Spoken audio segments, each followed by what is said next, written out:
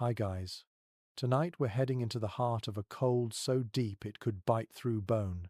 You can almost feel it now, the sting on your cheeks, the brittle air filling your lungs, the silence that comes when snowberries sound itself. Out on the open frontier of the 1800s, there's no comfort in a thermostat, no electric light to chase away the darkness. Just you, your horse, a canvas bedroll, and the endless sky. You're about to live through a cowboy's winter, where the world freezes and survival depends on clever hands, grit, and a little luck. You probably wouldn't last the week. So, before you get comfortable, take a moment to like the video and subscribe, but only if you genuinely enjoy what I do here. And as always, tell me in the comments where you're listening from and what time it is there. Now, dim the lights. The wind comes first. Not the gentle kind that plays with prairie grass, but a long, low moan that rolls across the plains like something alive. You pull your coat tighter around your shoulders and lean into it, the brim of your hat snapping in the gust. The sun dips early this time of year, turning the horizon into a bruised line of violet and gold. Soon it's gone entirely, and first flakes drift down like ash.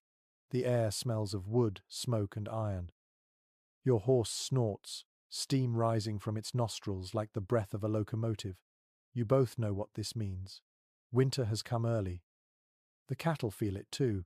Their hides are thick, but the cold seeps through even them. They huddle together, tails to the wind, lowing in quiet misery. You can't blame them. The temperature's dropping faster than you expected, and there's no sign of a proper camp yet. You ride ahead, scanning for a spot with even a hint of shelter.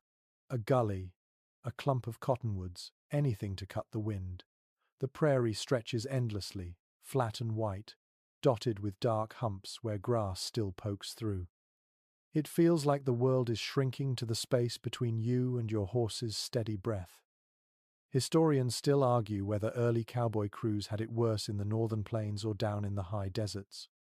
Both could kill a man in different ways. Up north, the cold didn't just sting, it claimed fingers and ears before dawn. Farther south, the dryness split lips and cracked skin until even a smile hurt. Tonight, you're somewhere between the two, under a vast sky filled with starlight sharp as glass. You find a patch of land near a creek, though it's more a sheet of ice now than running water. The ground is uneven, but beggars can't be choosers. You dismount, patting your horse's neck, and start gathering what little wood you can find. Dead branches, brittle as bones. Your fingers ache as you strike the flint. Once, twice, again. Finally, a spark catches, a curl of smoke, then the soft crackle of flame. The relief is almost physical. The firelight spills across your gloves and boots, glinting off the metal of your spurs. You hold your hands near it, feeling the skin tingle back to life. The others arrive slowly, faces half hidden in scarves, leading their mounts. One of them, old Walt, mutters something about this being just a taste of what's coming. He's been through more winters than most, and the way his eyes stay on the sky tells you he's not exaggerating. He claims he once saw snow so deep a cow could walk clean over a corral fence. You laugh softly, but the sound feels small in all that open space. As the night deepens, you wrap your blanket tighter, drawing it up to your chin. The stars shimmer like frost caught mid-air. Somewhere out there, coyotes cry, their howls carried thin and high across the plain. Your fire sputters and pops. You chew on a piece of jerky so hard it could double as boot leather, chasing it with a sip of coffee that tastes of smoke and metal. It's not much, but it's something. The warmth seeps slowly into your bones. There's a peculiar comfort in this kind of hardship. The world narrows down to simple truths: fire, food, shelter, companionship. You can't think about spring yet. Just the next hour, the next sunrise, the next time your hands thaw enough to work the reins again. The horse shifts behind you, restless. You murmur to it quietly, voice low and even. The rhythm of your words seems to calm it. Funny how talk can warm even when the air itself wants you gone. A quirky tidbit floats in your mind. One old ranch manual claimed cowboys could tell the exact temperature by how loud the snow squeaked under their boots. Supposedly, the higher the pitch, the colder the night. You test it now as you shift your feet, and sure enough, it's a sharp, quick chirp. Maybe it's nonsense, but maybe not. Out here, even small superstitions can feel like knowledge. The fire dies lower, but no one adds more wood. You're saving it. Each log is a treasure. You lie back, using your saddle as a pillow, the blanket pulled up over your face to trap your breath. The stars blur through the frost forming on your eyelashes. The wind has quieted for now, but you can hear it shifting far off, rolling across the land like a train that never stops. Somewhere in that half-awake place between thought and dream, you imagine the first cowhands who rode this country long before fences or towns, following cattle drives that stretched 1,000 miles. They saw the same stars, felt the same cold. They were young, reckless, and convinced they could outlast the land itself. Some did, many didn't. The prairie remembers them, even if no one else does. The embers pulse softly, red as a heartbeat. You curl tighter, listening to the faint creak of leather and the sigh of horses settling. You think of home if you even have one beyond this. Somewhere there's a bed, a stove, maybe someone waiting. But right now, all that feels like a dream from another life. The only thing that's real is the cold pressing down, heavy and endless, and the fragile heat you've stolen from it for just one more night. Tomorrow, you'll wake to white light and frozen air. You'll check the herd, patch what's broken, and keep moving. Because that's what cowboys do when the frost comes early. You survive. The wind has settled into a long, steady sigh across the plains, a sound so constant it begins to feel like part of your breathing. The world has turned to shades of blue and silver, the moonlight painting every snowdrift with a faint shimmer. Your fingers are stiff when you wake, curled against the frost-stiffened edge of your blanket. The fire has gone out. All that remains is a dark circle of ash and the faint smell of char. You sit up slowly, joints protesting, and look around. The other cowboys are already stirring, stamping their boots, wrapping scarves around faces roughened by cold. It is time to make camp properly. The storm that came through last night was only the first, and if you want to live through this winter, you'll need shelter. There are no barns out here, no cabins waiting. You work with what you have, the way cowboys always did. Canvas tarps, wagon boards, and logs scavenged from wind-fallen trees become your raw materials. You start with the lean-to, a makeshift wall to turn the wind aside. You dig snow down to hard ground, drive stakes, and stretch the canvas tight. The sound it makes in the wind is like a drum beat, low and patient. It is not much, but it breaks the gale. Historians still argue whether most cowboys preferred sleeping under the stars or under crude tents. Some say the hardiest refused any cover at all, claiming the open sky kept them honest. Others suggest that was just bravado for campfire talk. The truth likely sits somewhere in between, depending on the storm, the supply wagon, and the courage of the crew. You move slowly, fingers clumsy with cold, but the rhythm of work helps. Chop wood, drag brush, tie rope, hammer pegs. The air fills with the sharp, sweet smell of pine sap and sweat. Each breath comes out as a white cloud. The horses stand close, their tails flicking, steam rising from their coats. They seem to understand that this activity means safety, and their quiet presence steadies you. A quirky old trick comes to mind. Some cowhands used buffalo chips, the dried droppings of the great herds, as building material when trees were scarce. They'd pack the chips tight between wooden frames to create windproof walls. The smell was not pleasant, but when the blizzard screamed across the plains, that strange, earthy insulation could save a life. Tonight, you almost wish you had a pile of it handy. When the shelter is done, it looks like something between a tent and a burrow. You crawl inside to test it, your knees sinking into the packed dirt. The space is narrow but dry, and the wind dulls to a faint murmur outside. The canvas shifts slightly with every gust, creaking like an old ship. You can almost imagine you're below deck, drifting across a frozen sea. Walt pokes his head in and grins, the grey in his beard frosted white. "You might just live through this one," he says, voice hoarse. You nod, half amused, half exhausted. He leaves you to it, moving on to help the others lash down another tarp. The crew works with a quiet efficiency that comes only from necessity. No one talks much. The wind fills the silence. You set a small fire pit just outside the shelter, ringed with stones you dug from the frozen earth. The flames dance low, orange and steady. You warm a tin of beans, stirring with a stick, watching the steam twist upward. The taste is bland, but it fills you.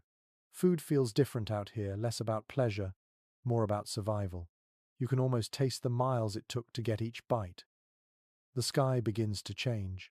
Clouds roll in from the west, low and thick. Snowflakes start to fall again, silent and determined. The horses shift uneasily, sensing what's coming. You tighten the guy ropes, pile a little more snow along the base of the shelter for insulation. The irony of using snow to fight snow is not lost on you. Some say cowboys of the northern plains were part engineer, part poet, part gambler. You believe it now. Building a camp in this wilderness feels like negotiating with nature itself, never conquering, only cooperating. You find yourself speaking softly to the land, thanking it for not taking you yet. Inside the lean-to, the firelight flickers against the canvas. The glow feels almost human, like company. You lie back on your bedroll, pulling your hat low over your eyes. Outside, the snow thickens, the flakes piling fast,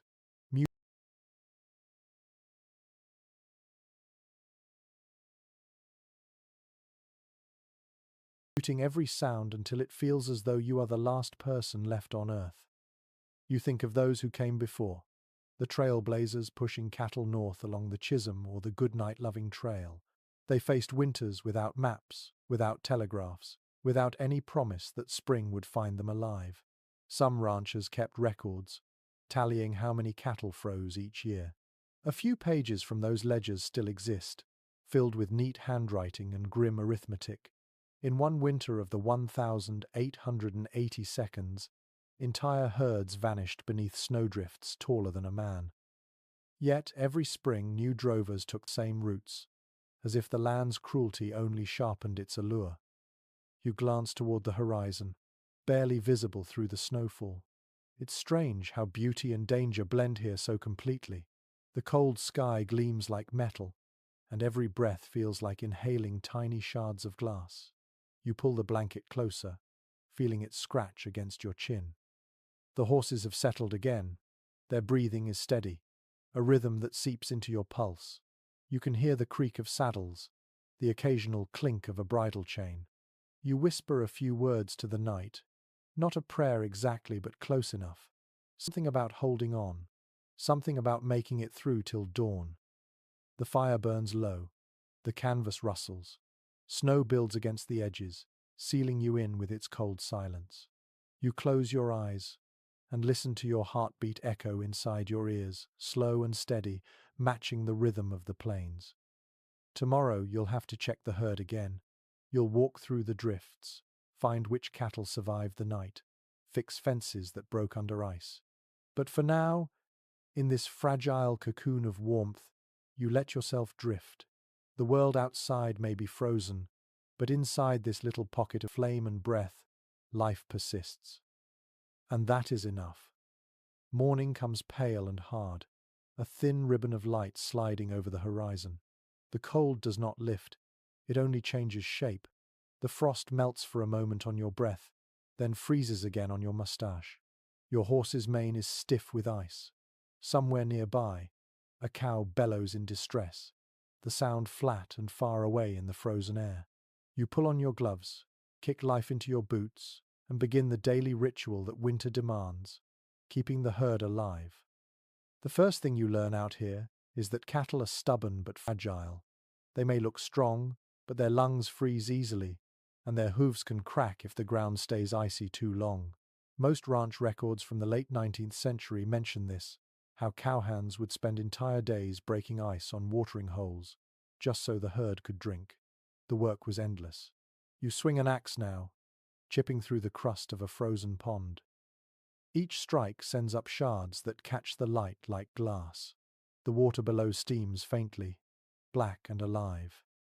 Some drovers claimed that cattle could sense a coming storm hours before it arrived.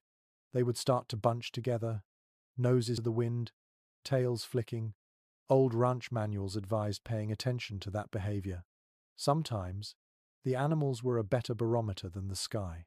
You watch them now, the slow movement of dozens of shaggy backs rising and falling in rhythm, a living sea of patience. There's a trick you remember hearing about. When grass ran short, cowboys sometimes cut branches from cottonwoods and let the cattle gnaw the bark for nutrients. It sounds ridiculous, yet diaries from the period mention it with total seriousness. You test the idea yourself, tossing a few stripped twigs into the snow near the herd. To your surprise, one curious steer begins to chew, eyes half closed, steam puffing from its nostrils. Desperation makes ingenuity look like genius. The men move quietly around the herd, checking brands, counting heads. The cold steals voices, turning speech into breathy murmurs. You see Walt at the edge of the group, hunched under his coat, rope coiled in one gloved hand.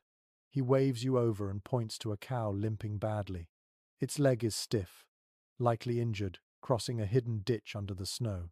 You kneel to look. The animal's eyes are dull, rimmed with frost. You can't do much beyond clear the ice and coax it toward the rest. In this weather, even small wounds become fatal if ignored. Accounts from that era often describe how entire herds could be lost overnight. A single blizzard could turn the open prairie into a white graveyard. One Wyoming rancher in 1886 wrote that his cattle stood frozen like statues, facing the wind, snow-caked over their nostrils. The image stays with you as you move through your own herd.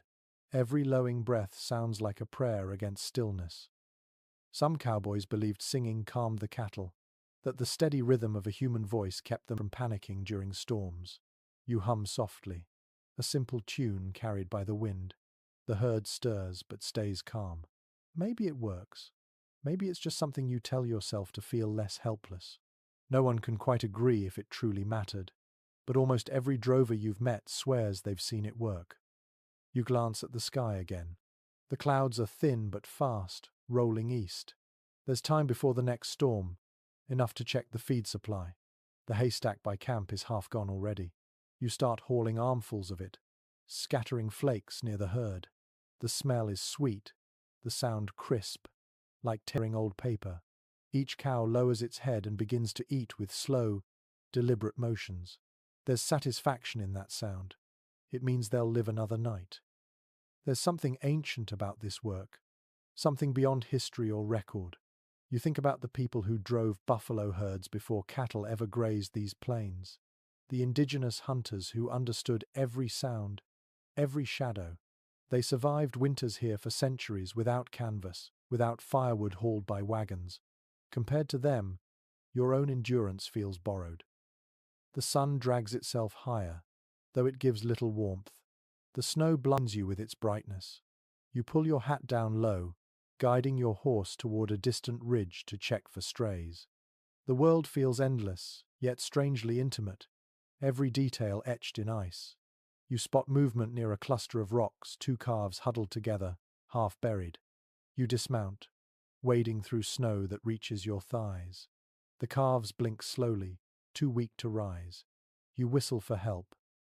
Within minutes, two riders appear, ropes already coiled. Together you lift the calves onto makeshift sleds and drag them back toward camp.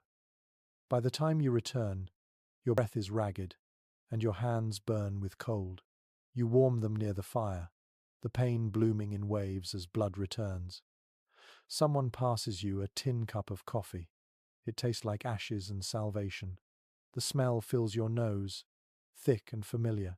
You sip slowly, watching the herd through the wavering heat. There's a moment when you catch yourself staring into the distance, seeing nothing but white and grey. The silence is immense, heavy enough to feel like company. You realize how much of survival out here is not just about muscle or willpower, it's about rhythm. Feed the herd, check the water, mend the fences, sleep when you can. Routine becomes religion. Researchers who study frontier life still debate whether the winter of 1886 to 87 marked the true end of open-range cowboying. That season, known as the Big Die-Up, killed hundreds of thousands of cattle across the northern plains. Some say it was the death knell for the old ways, forcing ranchers to fence their land and plan for feed. Others think it was simply another cycle of hardship, one in an unbroken line of trials. Whatever the truth, you can feel the echo of that history in every frozen hoofprint. The light begins to fade again, gold sliding back to grey. You finish your coffee, toss the grounds into the snow, and pull your coat tighter. The herd settles for the night, breath rising in unison, forming a low mist that drifts and vanishes. You look up once more at the sky. The stars are waiting, indifferent and eternal. Out here, survival is never guaranteed, but for now the herd stands, the fire burns, and you are still breathing. That is victory enough. By dawn, the cold has grown teeth. Your gloves freeze stiff before you can pull them on, and your breath crystallizes against the inside of your scarf. The air feels brittle, each inhale slicing sharp through your lungs.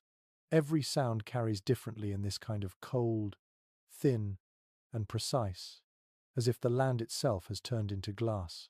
You wake to the familiar ache in your fingers, the kind that never fully fades in winter. Out here, frostbite isn't a threat you ignore.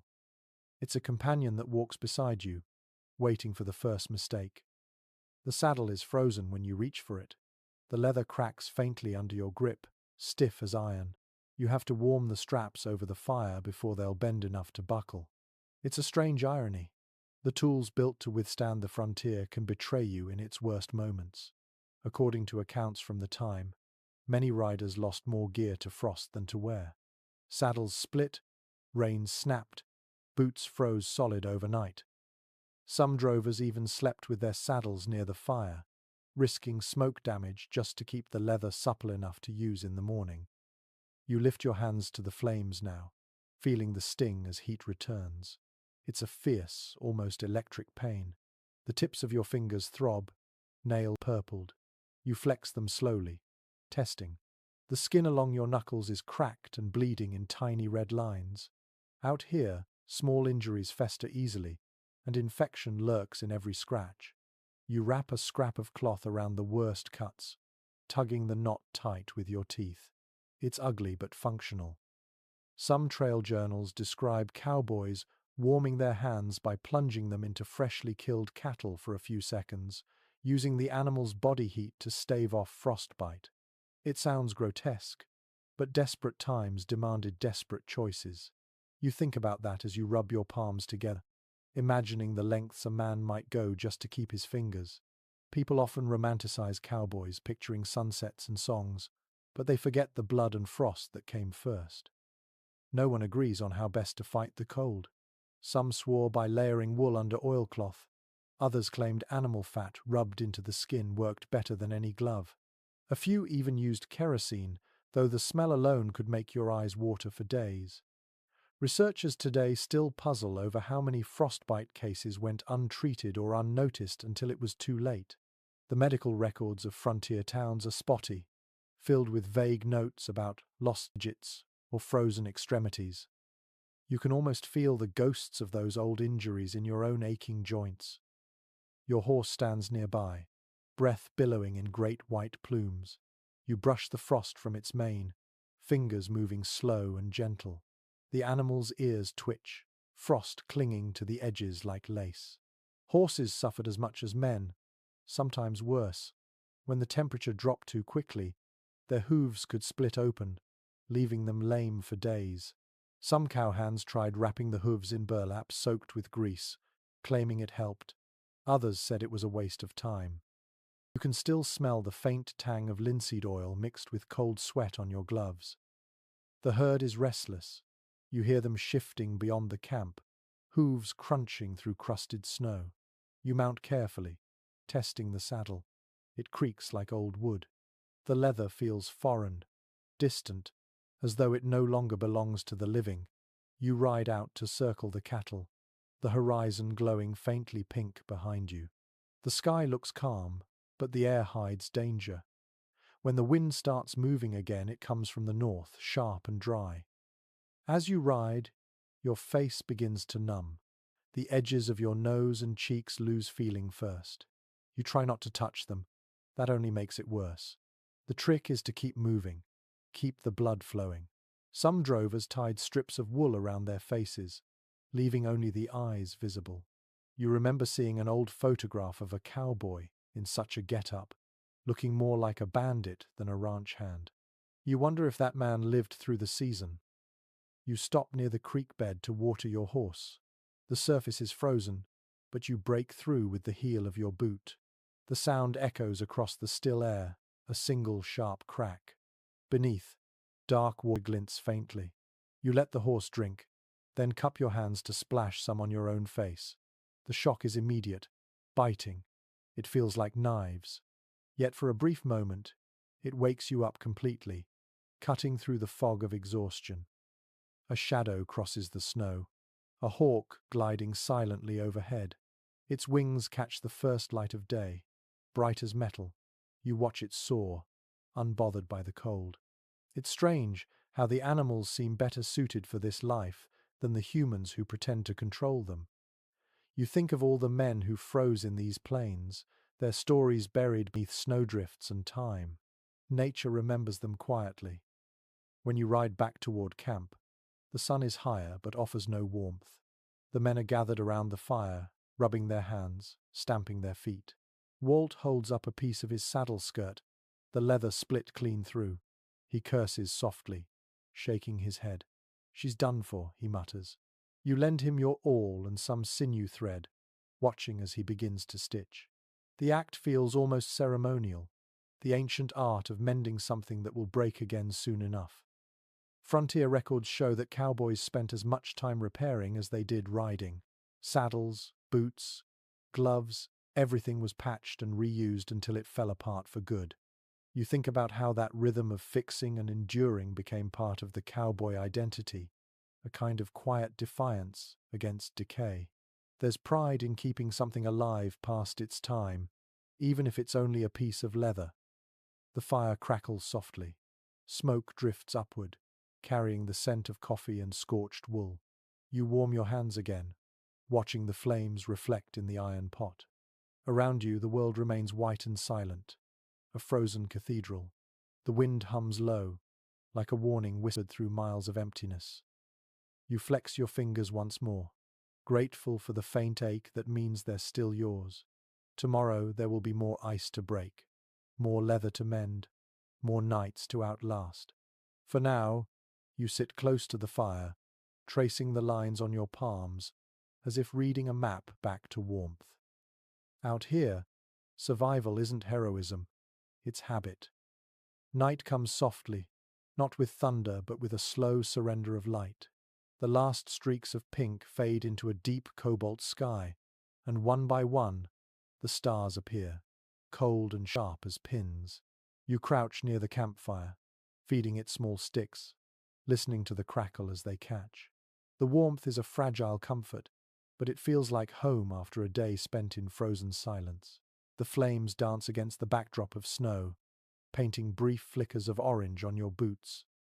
You stretch your hands toward the heat, palms tingling, and glance around at the rest of the crew. Firelight has a way of softening faces. The men look older, gentler somehow, their eyes reflecting the glow like amber glass. Someone pours coffee into a tin cup, the liquid steaming in the frigid air. You take a sip and feel the bitter warmth slide down your throat, chasing the chill that's been nesting in your chest since dawn. The night hums quietly, the only sounds the hiss of burning pine and the occasional low murmur of cattle beyond the camp. There's a comfort in this stillness that no saloon could ever match. Records from the frontier mention how cowhands valued the evening fire more than any luxury. It was their gathering place, their confessional, their only theatre. Around it, songs were sung, stories stretched taller than the truth, and silence shared like prayer. You understand now why so many men carried harmonicas in their saddlebags. The music filled the emptiness in a way words never could. You hear it tonight, Sam, the youngest of the crew, pulling out his battered harmonica. He sits cross-legged, breath fogging in rhythm as he plays a slow tune, something wistful and wandering. The notes drift into the night, bending and curling around the firelight before dissolving into the darkness. No one speaks while he plays. The sound feels like memory itself. Afterward, Walt starts talking. He tells a story about a winter storm he survived years ago, the kind that buried horses where they stood. He claims he once had to burn a wagon wheel to stay alive. Everyone laughs, though not because it's funny. It's the kind of laugh that comes from recognizing your own fear in someone else's tale. In letters from old trail hands, evenings like this were often described as sacred pauses between suffering. During the day, the body works until it's numb. At night, the mind wanders just enough to remember it's human. You lean back, letting the warmth lick your face, the smoke curling past your hat brim. Your eyelids grow heavy, the crackle of fire almost hypnotic. An odd bit of frontier lore comes to mind. Some cowboys used to believe that if you stared into the flames long enough, you could see shapes of people you'd lost, faces flickering just beyond the light. Maybe it's the exhaustion, or the way shadows move, but you think you glimpse something for a second, a silhouette bending toward the fire, smiling. You blink, and it's gone. The air smells of wood smoke, coffee, and wet wool.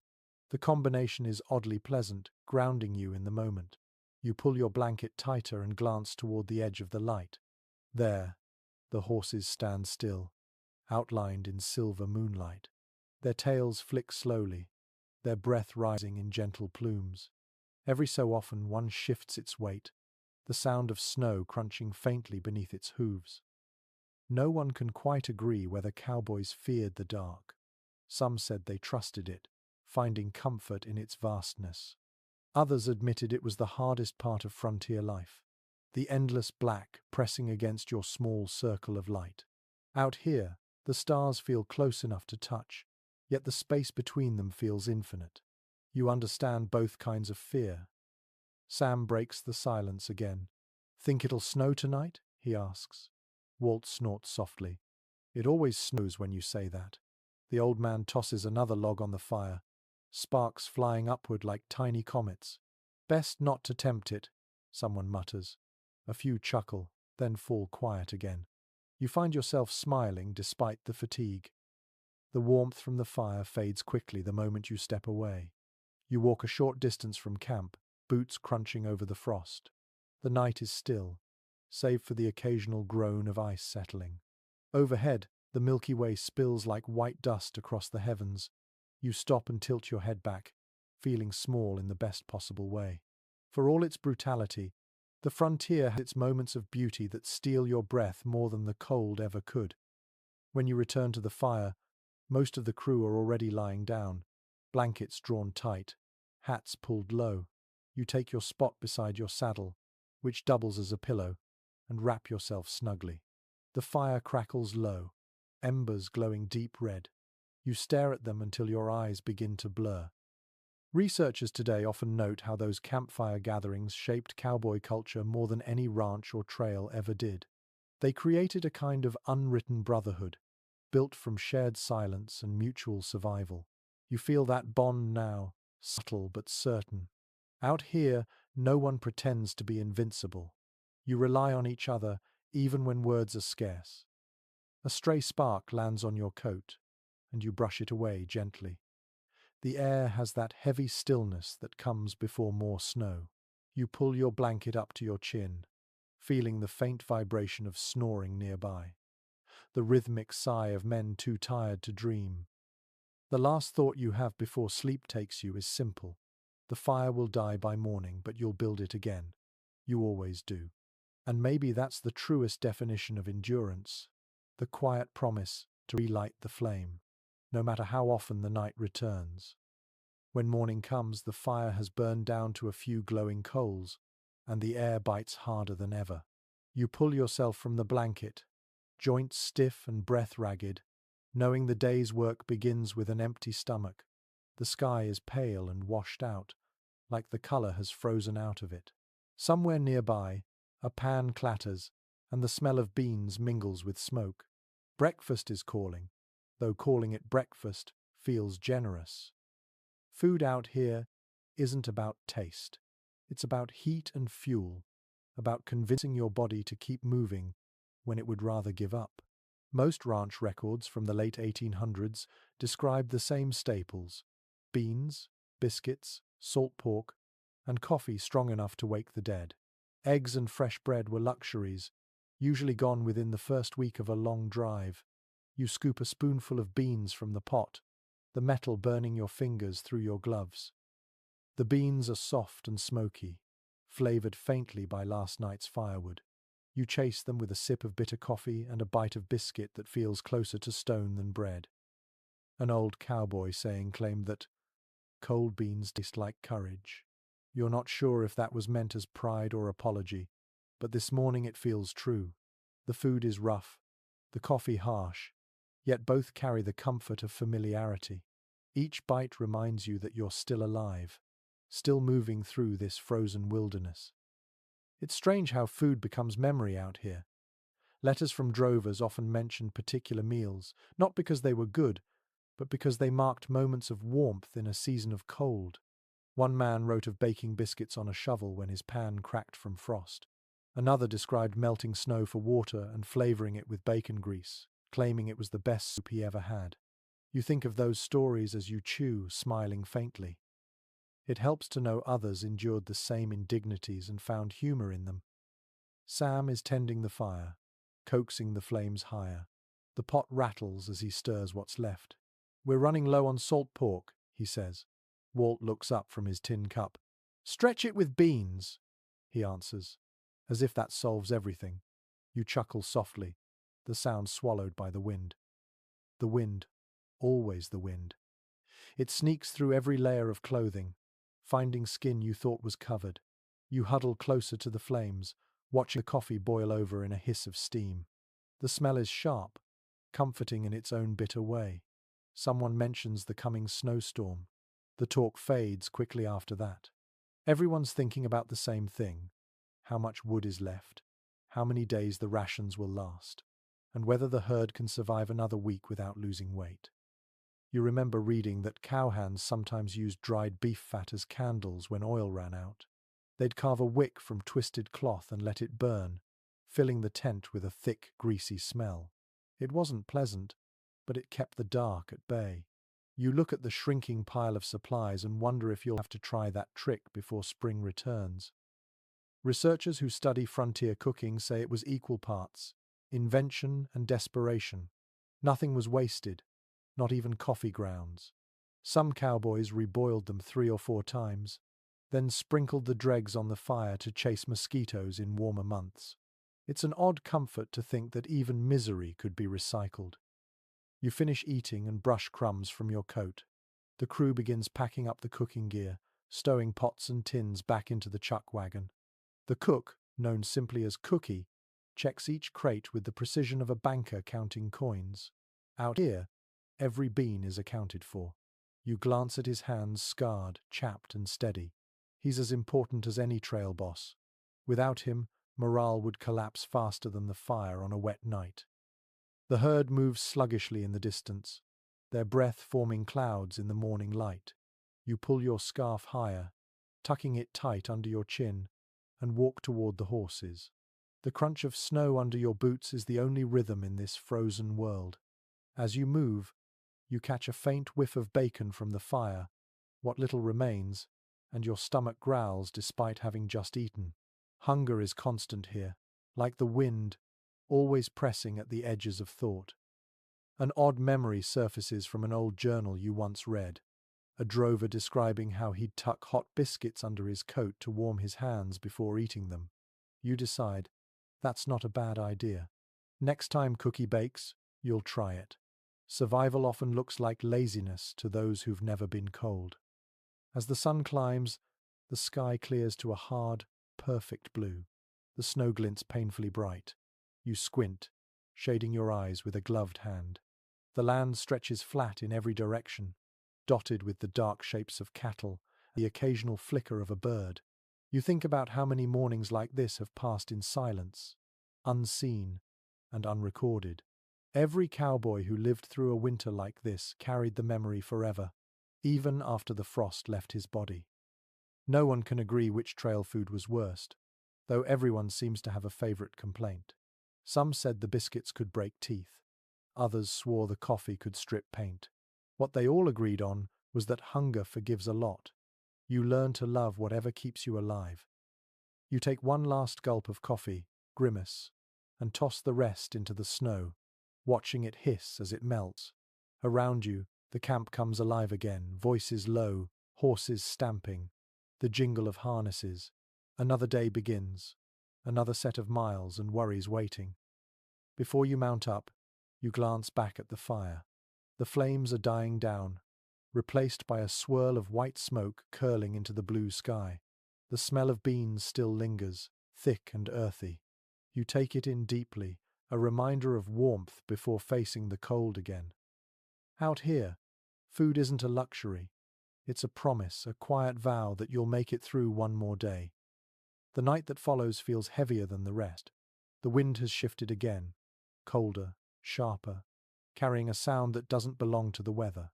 You pause while checking the herd, your lantern flickering in the darkness. For a moment, all is quiet, just the rhythmic snorts of the cattle and the creak of your saddle. Then you hear it, a long, mournful howl drifting across the frozen plain.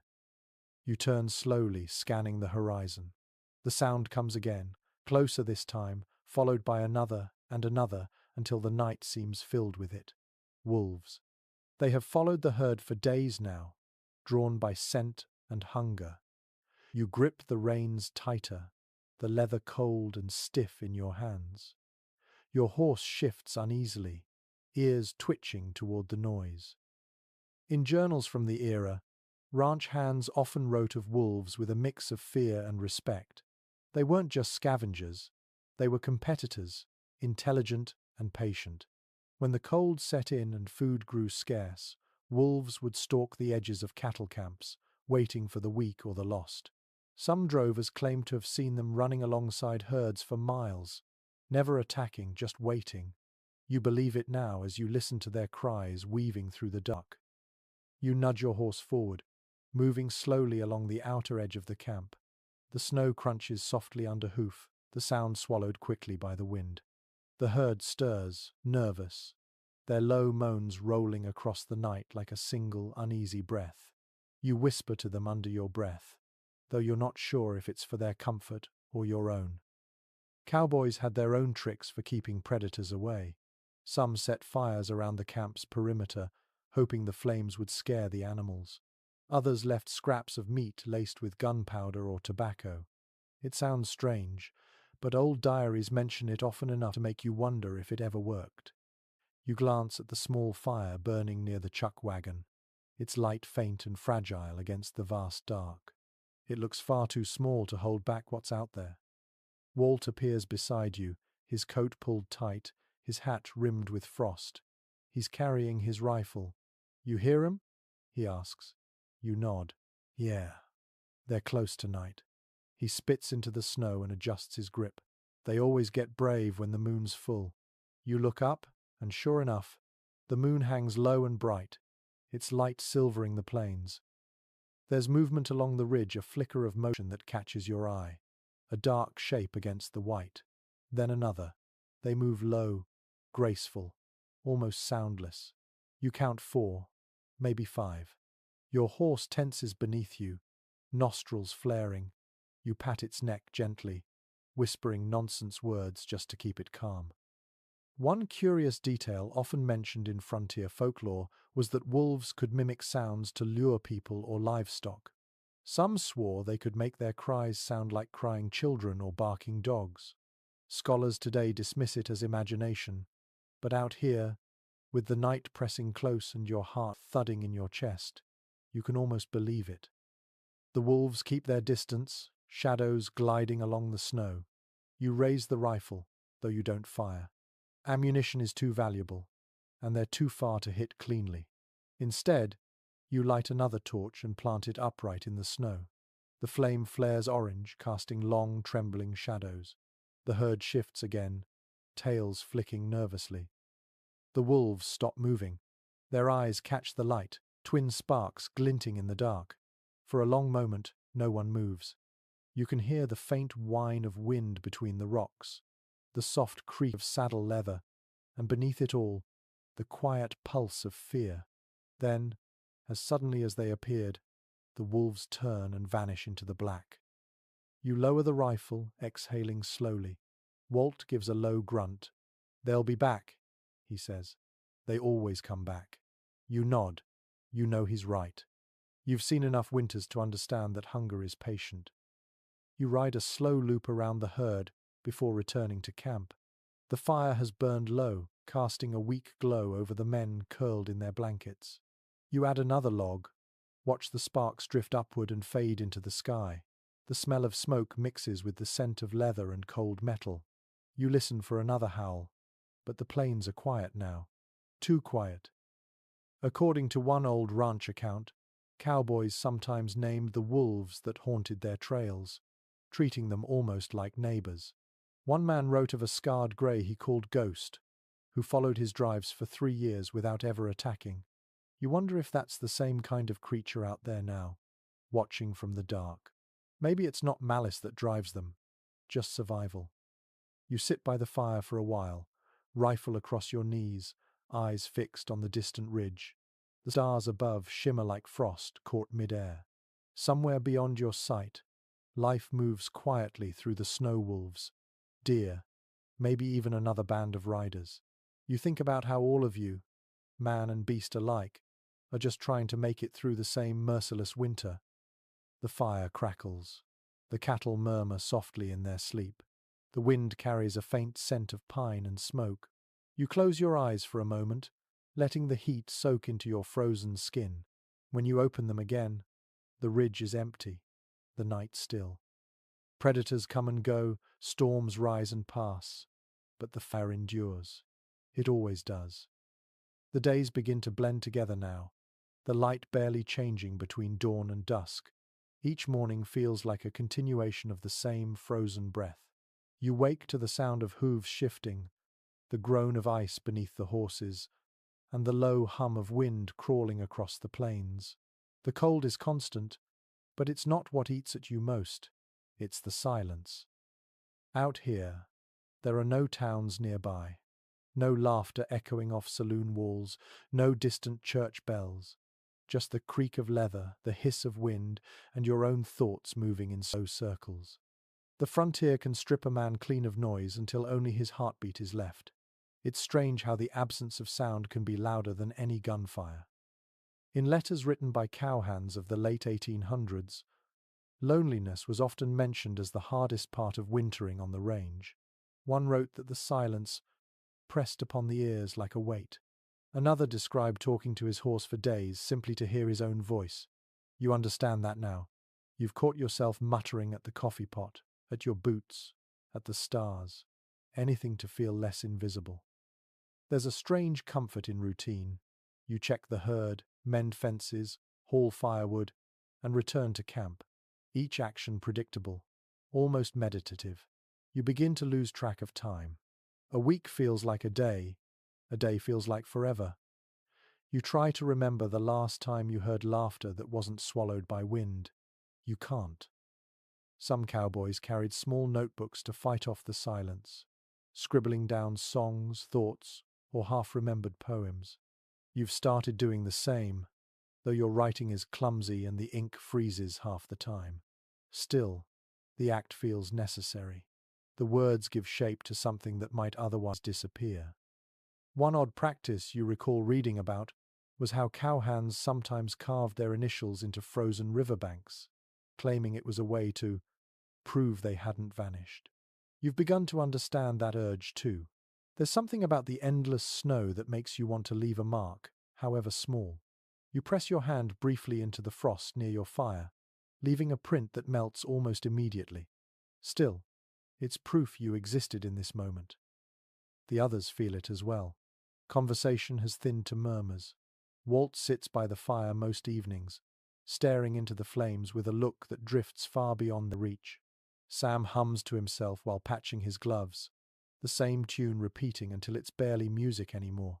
Even the horses seem quieter, their movements slower, more deliberate. It's as though the entire world has agreed to speak only in whispers. No one can fully agree what kind of loneliness the frontier created. Some historians say it made men resilient, carving strength from isolation. Others argue it hollowed them out, leaving them unable to settle even after they returned home. Maybe both are true. You can feel that duality inside you, something hardening, something softening at the same time. You try to remember faces from before this life, but they blur easily. The memory of warmth becomes slippery. You think of a woman once, her laughter bright as summer, but even that sound fades before you can grasp it. Out here, memory and imagination start to share a single outline. That night, after the chores are done, you sit a little apart from the others. The fire flickers low, sparks twisting upward into the dark. You take out your small notebook and begin to write, though you don't know what to say. The pencil trembles in your fingers. You write about the stars, about the silence, about the feeling of being both nowhere and everywhere at once. You write that the wind sounds like a song with no words. A few researchers studying frontier diaries note that men often turned philosophical during the long winters, their entries growing poetic even if they didn't mean them to be. There's something about endless snow that makes a man notice the smallest details, the curl of smoke, the sound of boots on ice, the way your breath briefly glows before fading. You catch yourself describing these things in your notebook, surprised by the softness in your own tone. Sam sits down beside you. "Writing letters?" he asks quietly. You shake your head. "Just trying to keep my brain from freezing." He smiles, his teeth white in the firelight. "Then you're smarter than most." He doesn't say anything more, just sits there for a while, sharing the silence. It feels good, that small company. Words aren't always needed. Later, when you lie down to sleep, the sky is clear enough to see the Milky Way spilling across it, a soft river of light cutting through blackness. You stare at it until your eyes blur.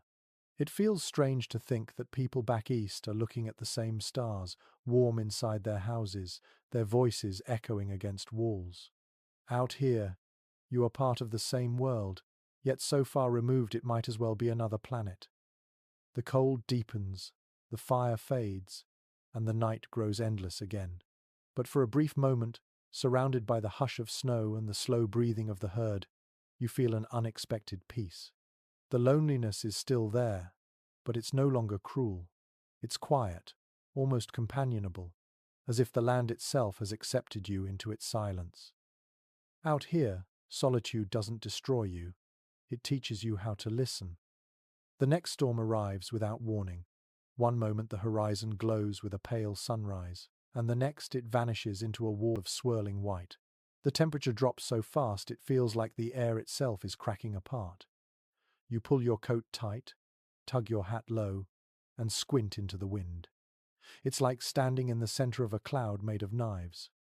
You can barely see the herd, though you know they're there, shapes moving somewhere beyond the haze.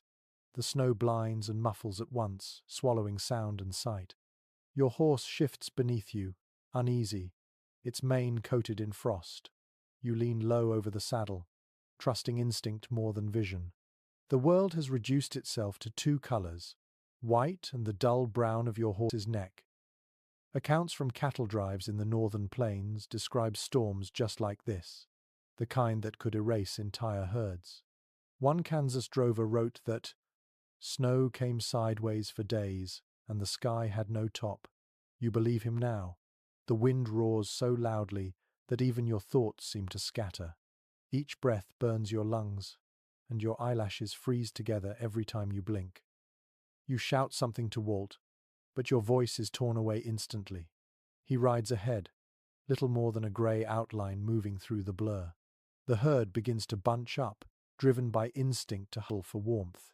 You can barely make out the shape of their bodies pressing close, a living wall against the storm. You whistle softly, hoping they'll hold their ground. Losing them now would mean disaster. There's an old frontier trick you remember. When visibility disappears, you tie a rope from your saddle horn to the tail of the rider ahead. It keeps the line from breaking, even when sight fails. You and Walt do just that, knotting the coarse rope between your horses. It's a small comfort, that tangible link between two shivering souls in the chaos. Snow stings your face like grit. It seeps through every seam, soaking your gloves until your fingers ache with a dull, distant pain. You can feel the moisture freezing inside your coat, turning the fabric stiff. The storm howls, rising and falling like the breath of some giant creature. You lose all sense of direction. The sky and ground are the same color, and even the horizon has vanished.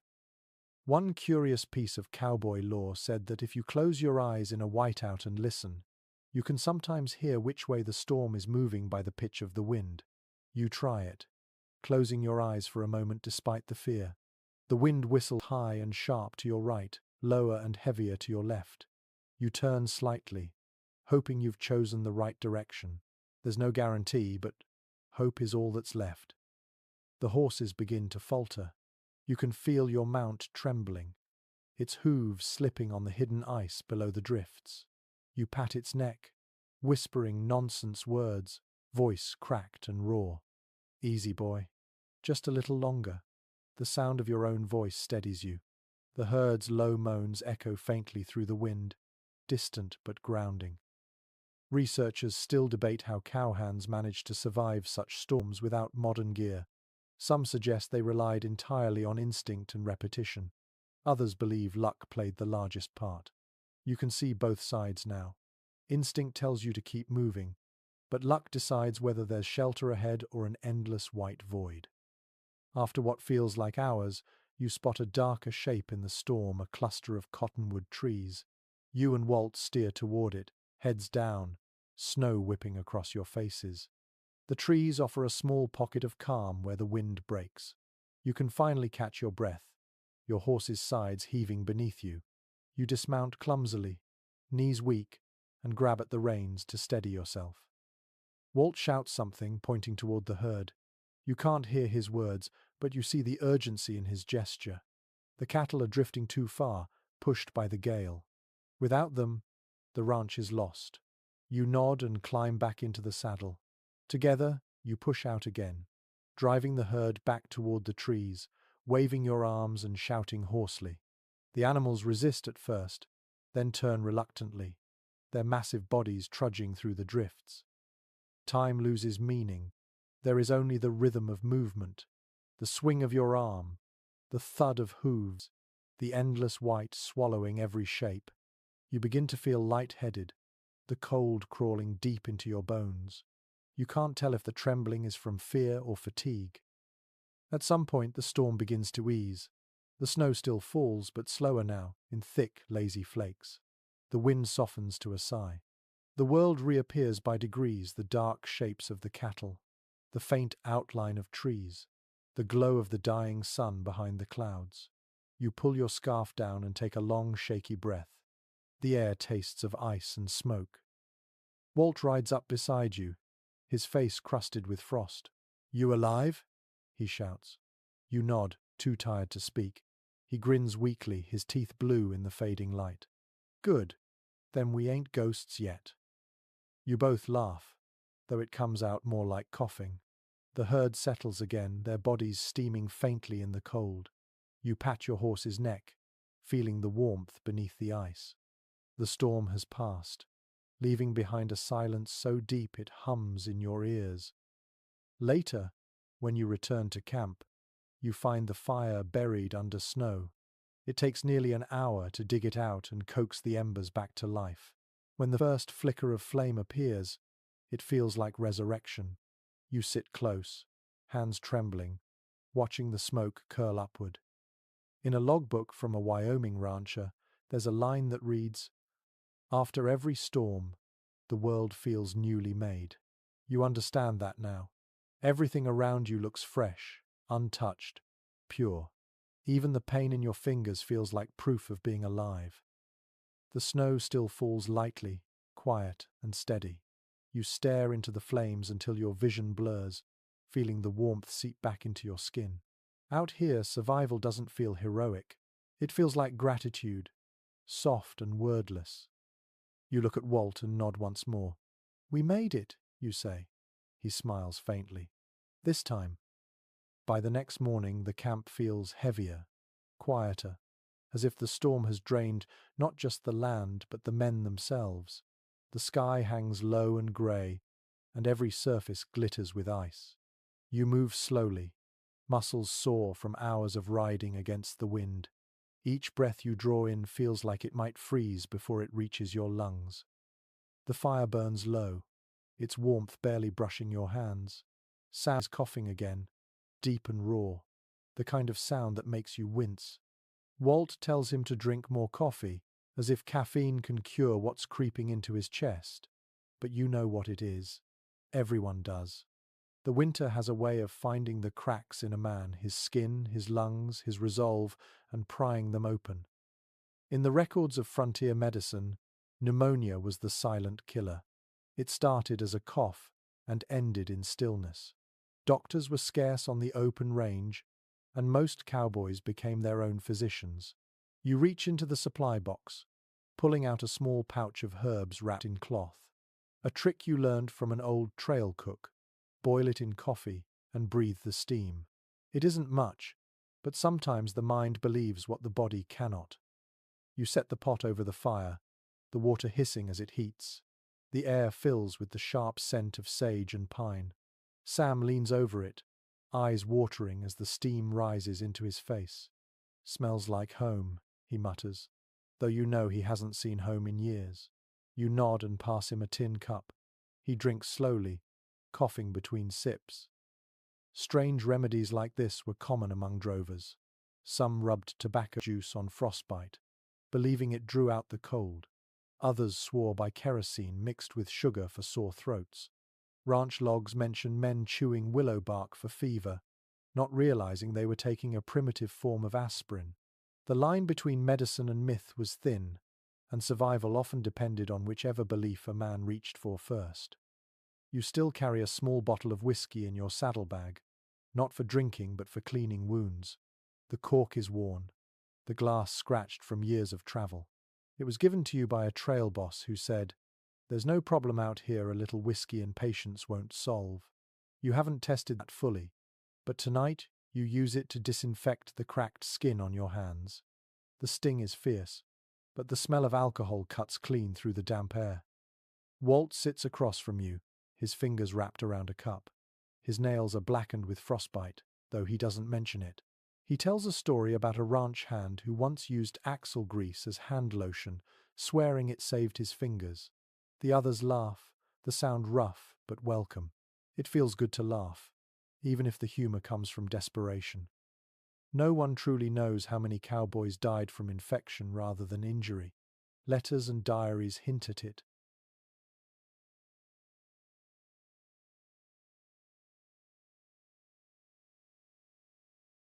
But most names vanished with the snow. Some researchers say the worst wounds came from small things.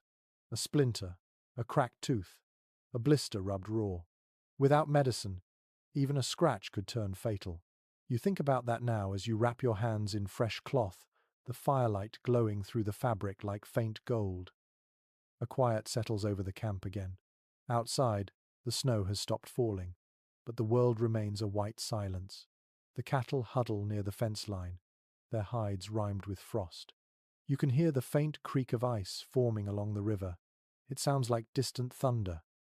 You check the horses next. Their breath clouds the air, thick and steady.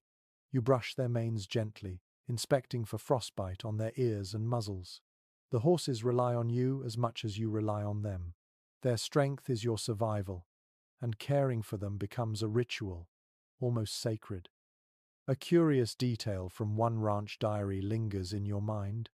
A cowboy who claimed to cure horse colic by whispering prayers and rubbing salt on the animal's chest. Whether it worked or not, he swore it calmed both him and the horse. You try it now, rubbing the horse's neck, murmuring words that mean nothing but sound kind. The animal exhales slowly, eyes softening. Maybe that's all healing ever is. Attention, rhythm, and a little faith. Inside the tent, Sam has drifted into uneasy sleep, his breathing shallow but steady. Walt leans back, staring at the fire.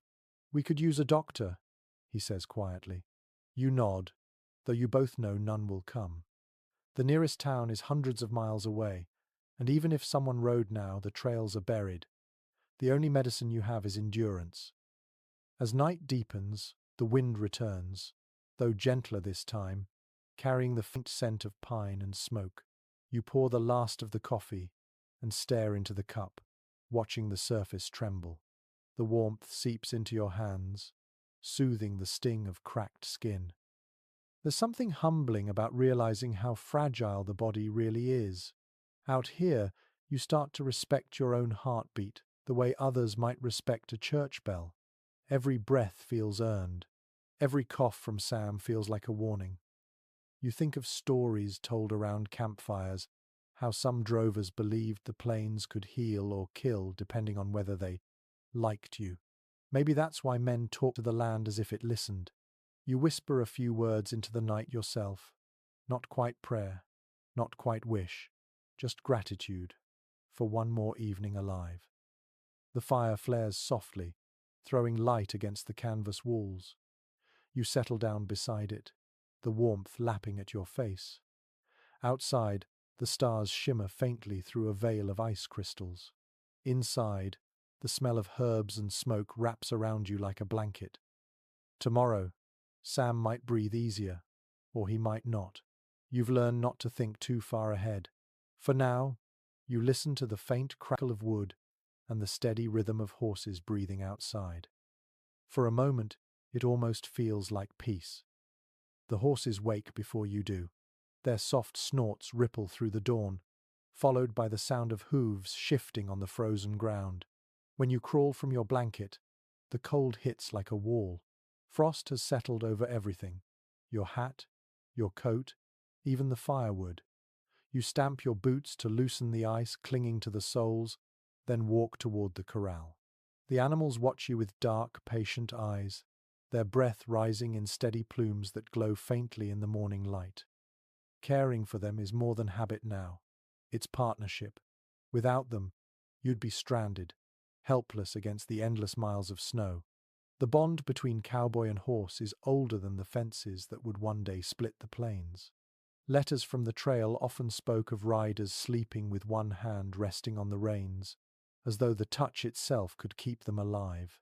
You understand that feeling now as you stroke the neck of your mare, her coat rough and warm beneath the frost. You check her hooves first. The ground is frozen hard, and the constant cold cracks the edges, leaving thin white lines like scars. You scrape away the packed snow, murmuring to her softly. She flicks her ears and nudges your shoulder in return. That small gesture carries more comfort than words. There's an entry from an old ranch ledger you once read that claimed horses saved more lives than any rifle or fire ever did. When storms rolled in and men lost their bearings, the horses often found the way back to camp by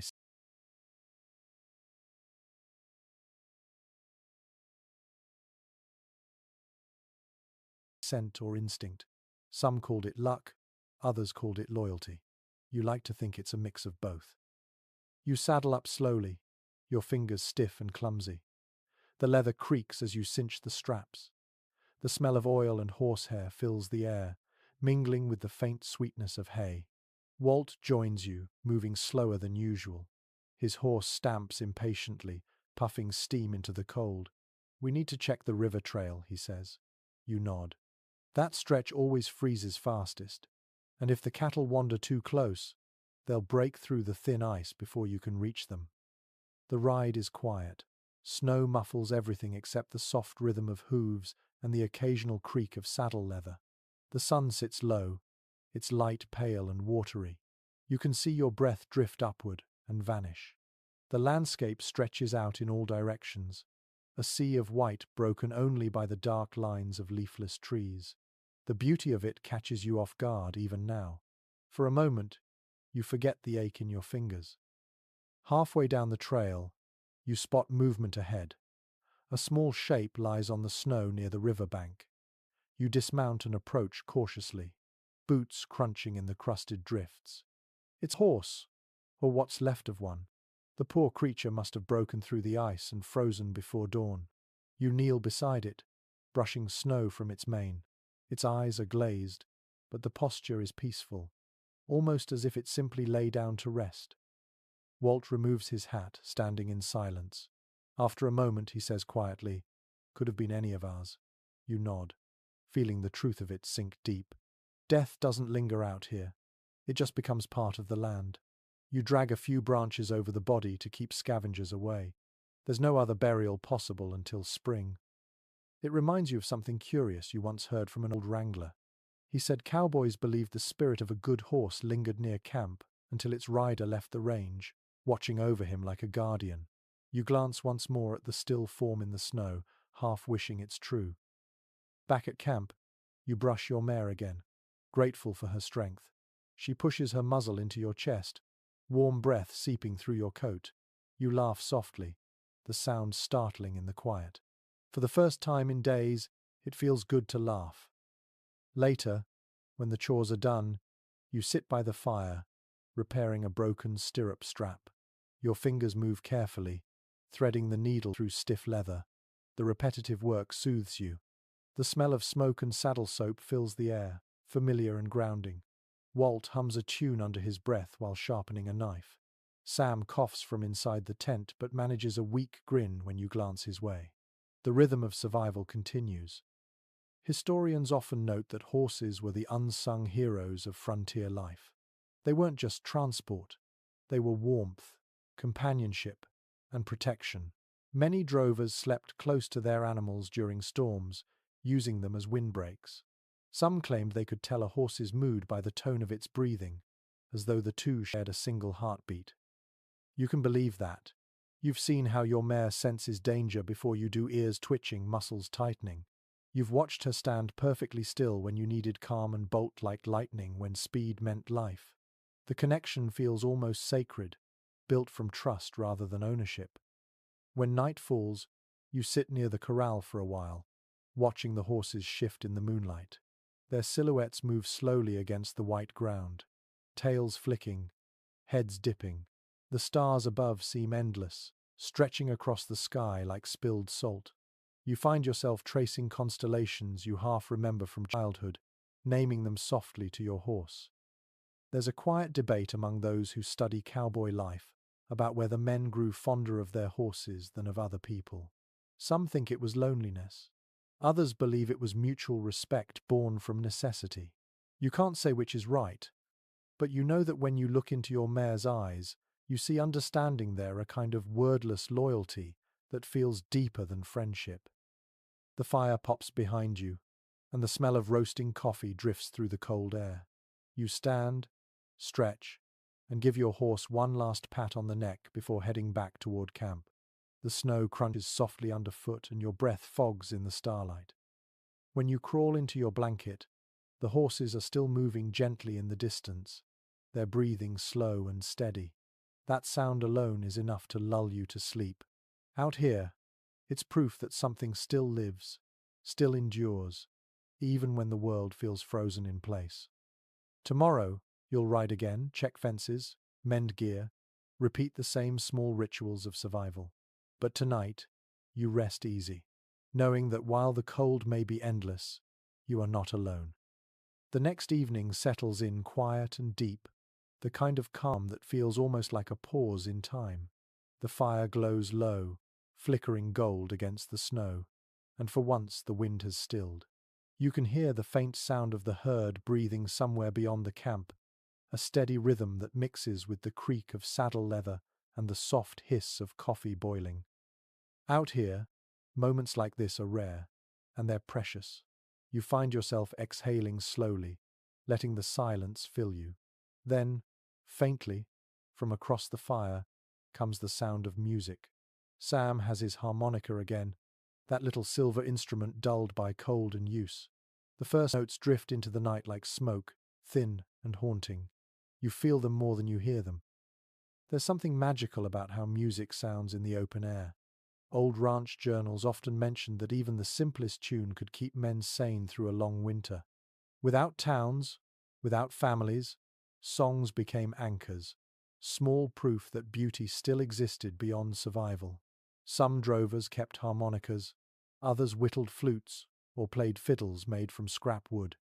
The melodies were never perfect, but they were honest.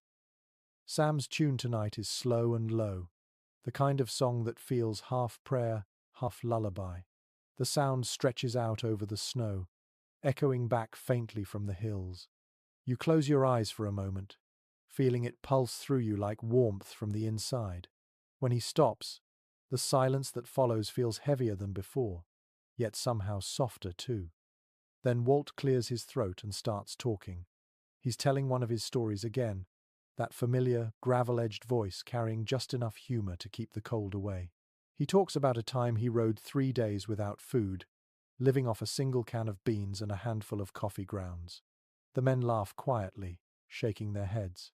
You've all lived through versions of that story, but it feels good to hear it aloud. There's a comfort in these little gatherings, in the ritual of talking once the day's labor is done. Historians note that cowboy camps often revolved around their evening circles, where men shared tales, sang, or wrote letters by firelight. It wasn't entertainment so much as survival of the spirit. The firelight became their parlor, the open air their living room. Someone passes around a tin of tobacco, and the smell mingles with wood smoke. You take a small pinch, more out of habit than need. The taste is bitter, sharp, familiar. It reminds you of home, though you're not even sure what home means anymore. Maybe it's this: a group of tired men, a fire, a song, and the quiet understanding that no one needs to explain themselves. An odd story surfaces in your memory about a cowboy who claimed his harmonica once saved him from a gunfight. He said he started playing out of nerves, and the other man began singing along instead of shooting. Whether it happened or not, it feels true in a place like this, where the line between danger and kindness is so thin. After the laughter fades, someone digs into a coat pocket and pulls out a folded letter. "From my sister," he says softly. His hands tremble as he opens it. The rest of you look away politely, giving him that small space. Mail is rare out here, and a single sheet of paper can feel like gold. You remember the last letter you received months ago, smudged handwriting, words about harvests and neighbors and how the dog won't stop chasing chickens. You've read it so many times the ink has faded where your thumb rests. No one can truly measure what those letters meant. A few scholars studying ranch life wrote that letters were the last thread tying men to civilization. They carried warmth stronger than any blanket. Some cowhands even slept with them under their coats. You've done that yourself, when nights felt too long and too quiet. Walt asks Sam to play again, something lighter this time. The tune that follows is jaunty, a dance song from somewhere down south. The fire crackles in rhythm, and even the horses seem to shift along with it. The laughter that breaks out feels unguarded, real. It fills the air and rolls away into the open dark, carried by the stillness of snow. When the music fades, you all sit there for a long time, staring into the fire. The flames twist and bend, shadows flickering over tired faces. The air smells of smoke and tin coffee cups, the kind of scent that lingers in your clothes for days. It's oddly comforting. You think about how simple things, music, letters, shared stories can hold a person together. They're small, fragile acts of defiance against a world that doesn't care if you vanish. Maybe that's what survival really means. Refusing to go quiet, even when everything around you demands silence. A log shifts in the fire, sending up a shower of sparks that drift into the night. You follow them with your eyes until they disappear. Then you stand, stretch, and pull your blanket tighter around your shoulders. The stars are bright again, scattered thick across the sky. Somewhere out there, beyond the horizon, people are sleeping in warm beds, unaware of the music echoing across the frozen plains. You smile faintly at the thought. Out here, under the same sky, You've found a different kind of comfort. It isn't soft or easy, but it's real. The fire burns lower, and one by one the men drift to sleep. You sit a little longer, watching the last embers pulse. In the distance, a coyote calls, and the sound folds into the night like a closing note of Sam's song. You lie down at last, the faint rhythm of harmonica still playing in your mind, a melody that feels like home. The wind shifts again that night, carrying with it a feeling you recognize before you even hear the sound. Trouble is coming. It's not weather this time, but something colder in spirit. You're on watch when the first shot cracks through the air, faint and distant, echoing from somewhere down the ridge. You freeze, hand instinctively dropping to your revolver. The horses jerk their heads up, ears pricked toward the sound. Outlaws, rustlers, the kind of men who wait for deep winter because they know desperation makes ranches weak. It's an old danger, as much a part of the frontier as the storms themselves. Ranch ledgers from that era mention entire herds disappearing in a single night, stolen while cowhands slept or chased by riders cloaked in snow. Some say rustlers were ghosts of the range, appearing out of nowhere and vanishing just as fast. Tonight, the myth feels real.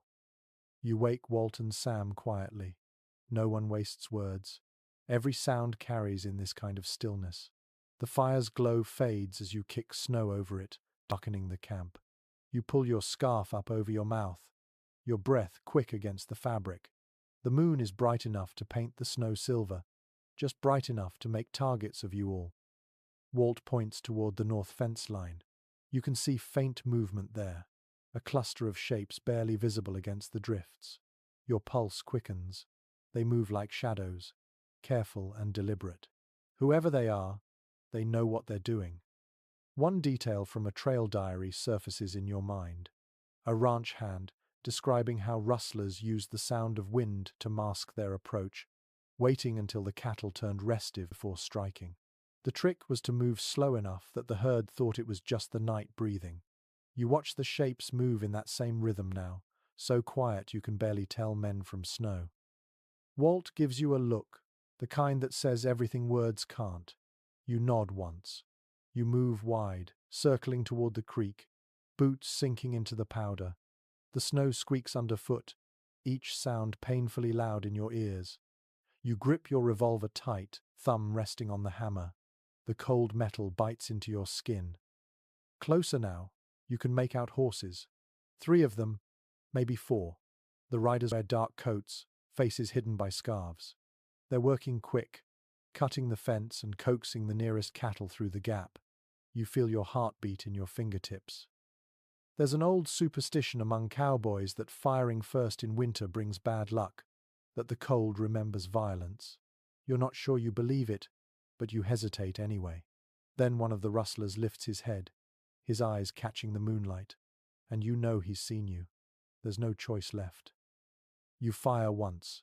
The crack splits the silence, and the horses rear. Chaos erupts.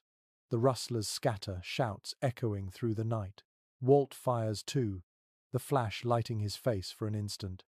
You see one rider fall, then scramble back up and vanish into the dark. The cattle panic, stamping and bawling, surging toward the fence.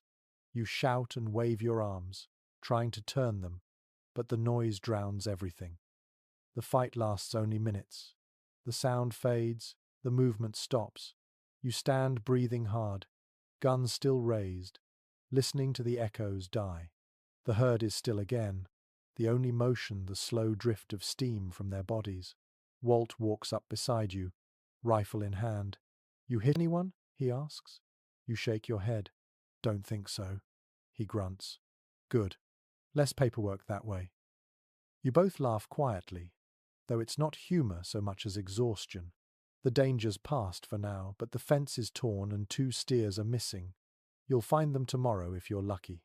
If not, they're gone for good. Researchers who study the frontier's criminal past still argue about what drove rustlers most, greed or survival. Some were desperate ranch hands who lost their own herds to storms. Others were wanderers chasing the illusion of easy money. Out here, the line between outlaw and cowboy was sometimes just one bad winter wide. You kneel to inspect the broken wire, your gloves catching on the sharp edges. The moonlight glints on the metal, each strand a fragile barrier between order and chaos. You tie it back together as best you can, your fingers numb. Walt stands guard, eyes on the ridge. Neither of you speak. By the time you return to camp, the fire is almost out. Sam's awake, pale and coughing, but alert enough to hold your horse while you dismount. "Was it them?" he asks. You nod. "Rustlers. They're gone now." He spits into the snow. "Always are." You pour coffee into a cup, the steam curling upward in the cold air. The first sip burns your tongue, but you welcome the pain. It feels alive. Around you, the camp settles again, the sounds of fear replaced by the ordinary noises of wind and wood. There's an odd detail you remember from a frontier newspaper clipping. Some ranchers claimed that after a rustling attempt, the cattle would grow more skittish for weeks, as if remembering the danger. Others insisted animals forget faster than men. You glance toward the herd now, their dark shapes calm once more, and wonder which is true. Walt sits beside you, rubbing his hands over the faint flame. "Every winter brings its own devils," he says softly. "Somewhere snow, somewhere skin." You nod, staring into the fire. The embers glow like eyes in the dark, alive and unblinking. You lie down near the warmth, too tired to think, yet unable to let go of the image of those riders fading into the white. In the end, it's not storms or hunger that break a man out here, it's the knowing that danger can come from anywhere, even from the silence. Wind picks up again, gentle this time, brushing snow against your boots. You pull your blanket tight and close your eyes. The fire hums softly beside you, its warmth small but steady. For now, the herd is safe. That is enough. The next morning brings a pale sun that barely touches the land. The snow shines in brittle light, and the quiet feels heavier than usual, as if the world is holding its breath after the night's tension. You sit by the fire, rubbing your hands together, feeling the sting of returning warmth. The coffee in your cup has gone cold, but you sip it anyway, grateful for something familiar. The rustlers have not returned, yet a strange unease lingers. The men work slower, speaking less. The sound of hammering as you repair the fence rings sharp in the still air. Walt mutters about keeping watch tonight, though he does not sound convinced that watchfulness can stop fate. When work is done, you wander a little from camp, following the frozen creek downstream. The surface is smooth and white, but you can hear water moving faintly beneath, whispering through cracks. The sound is strangely human. You stop by a clump of bare cottonwoods and tilt your head back. The branches reach upward like dark ribs against the sky. Out here, you start to notice signs in everything. The way a crow circles before a storm. The way your horse lifts its head moments before the wind shifts. Cowboys of the old frontier often spoke of omens. One trailhand wrote that frost forming on a rope meant bad luck, while frost on a saddle promised safety. Another swore that if the fire smoked toward the north, a storm would come by morning. You find yourself watching such things now, searching for patterns. It is not superstition exactly. It feels like listening to the land's quiet language. Walt once told you that every cowboy believed in something, even if it was only his own luck.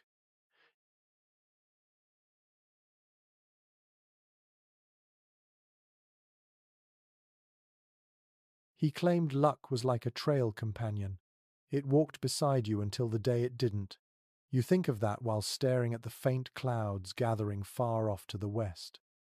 In the evenings, the talk sometimes drifts toward faith. Some men speak of church, others of fate, and a few simply keep silent. Religion out here is less about rules and more about rhythm, the rising of the sun, the coming of snow, the return of light after long nights. You don't pray often, but sometimes, when the cold bites too hard, you whisper a word or two into the air. You are not sure who you are talking to, but it helps. A curious story floats among cowhands about a preacher who traveled with a cattle drive one winter, claiming he could calm storms through prayer. The men laughed until a blizzard stopped short of their camp that night. Some said it was coincidence. Others swore the man had power. Whatever the truth, no one joked about prayer again. You crouch by the creek, pick up a small piece of ice, and hold it to the light. Inside the clear surface, a bubble of air shimmers like a tiny trapped star. For some reason, it makes you think of hope, the kind that survives even when there is no reason it should. When you return to camp, the sky has deepened to violet. Sam is sitting by the fire, a scrap of paper in his hands. "Writing again?" you ask. He nods. "To my mother this time. Not sure it'll ever reach her, but it feels right to write it anyway." You sit beside him, the warmth from the fire brushing your face. There's something sacred about these small acts. Historians studying the frontier often note that cowboys carried faith in quiet forms. A letter tucked in a coat, a lucky coin, a cross carved into a saddle horn. Belief took whatever shape a man could carry. You touch the small wooden charm in your pocket, carved years ago by your father. It has no power, yet you keep it close all the same. The fire crackles, and sparks drift upward into the dimming air. Walt tells a story about a time he followed a strange light across the plains, something glowing faintly above the snow. He claims it led him to a lost calf that would have frozen before morning. The others tease him gently, but you can tell by the way he speaks that he truly believes it happened. Maybe it did. Out here, the line between miracle and luck is thin. You stretch your legs toward the fire and let your eyes wander up to the stars. They seem closer tonight, sharp and endless. The same stars watched over every man who rode these plains before you, and they'll outlast you too. The thought isn't sad. It's grounding. You're part of something vast and old, something that doesn't need to explain itself. A few minutes later, the wind picks up again, carrying the faint scent of snow and pine. You tighten your blanket and listen. The horses shuffle, their hooves crunching softly. Somewhere in the dark, a lone coyote calls, its voice long and hollow. It sounds almost like a hymn. You glance at the fire once more. Its glow reflects the eyes of the men around it, each lost in his own thoughts. Maybe faith, in the end, is not about churches or books. Maybe it's the quiet decision to light a flame even when the wind keeps trying to take it. You whisper to no one in particular. Let it hold through the night. Then you lie back, your head resting on your saddle, and stare up until the stars blur into a soft, silver haze. For the first time in a long while, you sleep without dreams. The snow does not stop for 3 days. It falls in soft, relentless silence, layer upon layer, until the landscape disappears beneath it. Camp shrinks to a small circle of firelight surrounded by white walls. You no longer bother to count the hours. Time dissolves into light and shadow. Every sound, the hiss of the fire, the creak of a saddle, the quiet shifting of the herd feels magnified in the stillness. You wake before dawn, your breath clouding in the dark. The tent walls glitter with frost, tiny crystals sparkling in the faint light. Your blanket is stiff where your breath froze during sleep. You sit up slowly, joints aching, and push open the flap. Outside, the world is motionless. Even the wind seems exhausted. Snowdrifts rise high around the camp, curving like frozen waves. The fence line is gone, buried deep. The cattle huddle close together, their backs crusted with ice. They do not move much anymore. You can hear their low moans drifting through the quiet, heavy and slow, like a kind of mourning. Walt joins you, face half hidden behind his scarf. "We're snowbound," he says simply. You both know what that means. There will be no trips to the trading post, no search for firewood beyond what's already here. Food will have to stretch, and patience will have to stretch further. Old trail journals describe this part of winter as the hardest test. Men went weeks without seeing beyond the edges of camp. They spoke less each day, their world shrinking to the space between fire and snow. Some broke under it, while others grew calm, as if accepting that resistance was useless. You feel that same strange calm settling over you now. The fire crackles weakly. You add more wood, watching the flames lick upward and melt a small circle of warmth into the air. The light glows orange against the snow walls, turning the cold world briefly golden. The scent of smoke mixes with something metallic in the air, a sharpness that makes your throat ache. Inside the tent, Sam is coughing again. His fever rises and falls like the wind. You soak a rag in melted snow, press it against his forehead. He stirs but doesn't wake. Walt stands at the entrance, silent. There is nothing to say. You both know that if the weather doesn't ease soon, Sam might not last the week. There's a memory from an old diary you once read about a cowboy trapped for 20 days by snow in the Rockies. He wrote that the cold made him dream of warmth so vividly he could smell bread baking. When he finally reached town, he said the noise was unbearable. You think of that now, and wonder what silence will do to your own mind if it lasts too long. The days blend. You ration the food carefully. Beans once a day, coffee stretched thin enough to taste like boiled bark. The firewood dwindles faster than you'd hoped. You and Walt start breaking down a broken fence rail for fuel. The sound of the wood splitting echoes sharp and hollow. You try reading aloud from an old newspaper someone left behind. The print is faded. The story's months-old politics. A train wreck. A circus touring back east. It feels like news from another planet. Walt listens quietly, then says, "They got no idea what cold means out there." You laugh once, short and rough. They probably never will. Night falls early. You lie in your blanket, staring at the faint glow of the dying fire through the tent flap. The snow presses close, muting every sound. Your heartbeat feels loud in your ears. There is something oddly intimate about this kind of confinement. It forces you to notice everything. The scrape of cloth, the rhythm of breathing, the faint scent of smoke clinging to your hair. No one really knows how men kept their sanity through these long stretches. Some historians think they invented work to fill the void, sharpening tools, mending saddles that didn't need mending. Others believe they talked to the fire, treating it as a companion. You find yourself doing both. When the loneliness thickens, you whisper a few words into the flames, and the flicker feels like a nod in return. One evening, while stirring the last of the beans, you see something moving outside the camp's edge, a shadow gliding just beyond the light. Your hand freezes on the spoon. For a moment, you think it's a wolf, but then the shape straightens, and you realize it's a man. He steps closer, wrapped in a tattered coat, face hidden by frost and scarf. His horse lags behind, ribs showing through the hide. Walt stands and reaches for his rifle, but the man lifts a shaking hand. "Peace," he says hoarsely. His voice cracks like dry wood. "I just need fire." You guide him closer. The firelight reveals hollow cheeks, cracked lips, and eyes dulled by exhaustion. "He's a trapper," he says. "Been lost for 4 days." You give him coffee and a strip of dried meat. He eats slowly, his hands trembling. The warmth begins to return to his face. When he speaks again, his voice is steadier.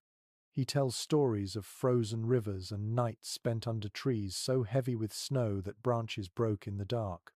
You listen quietly, feeling both pity and recognition. It's strange how quickly a stranger becomes part of your circle when the world shrinks this small. Later, when he's asleep by the fire, Walt mutters, "We're lucky he found us." You nod. Or maybe he's lucky we did.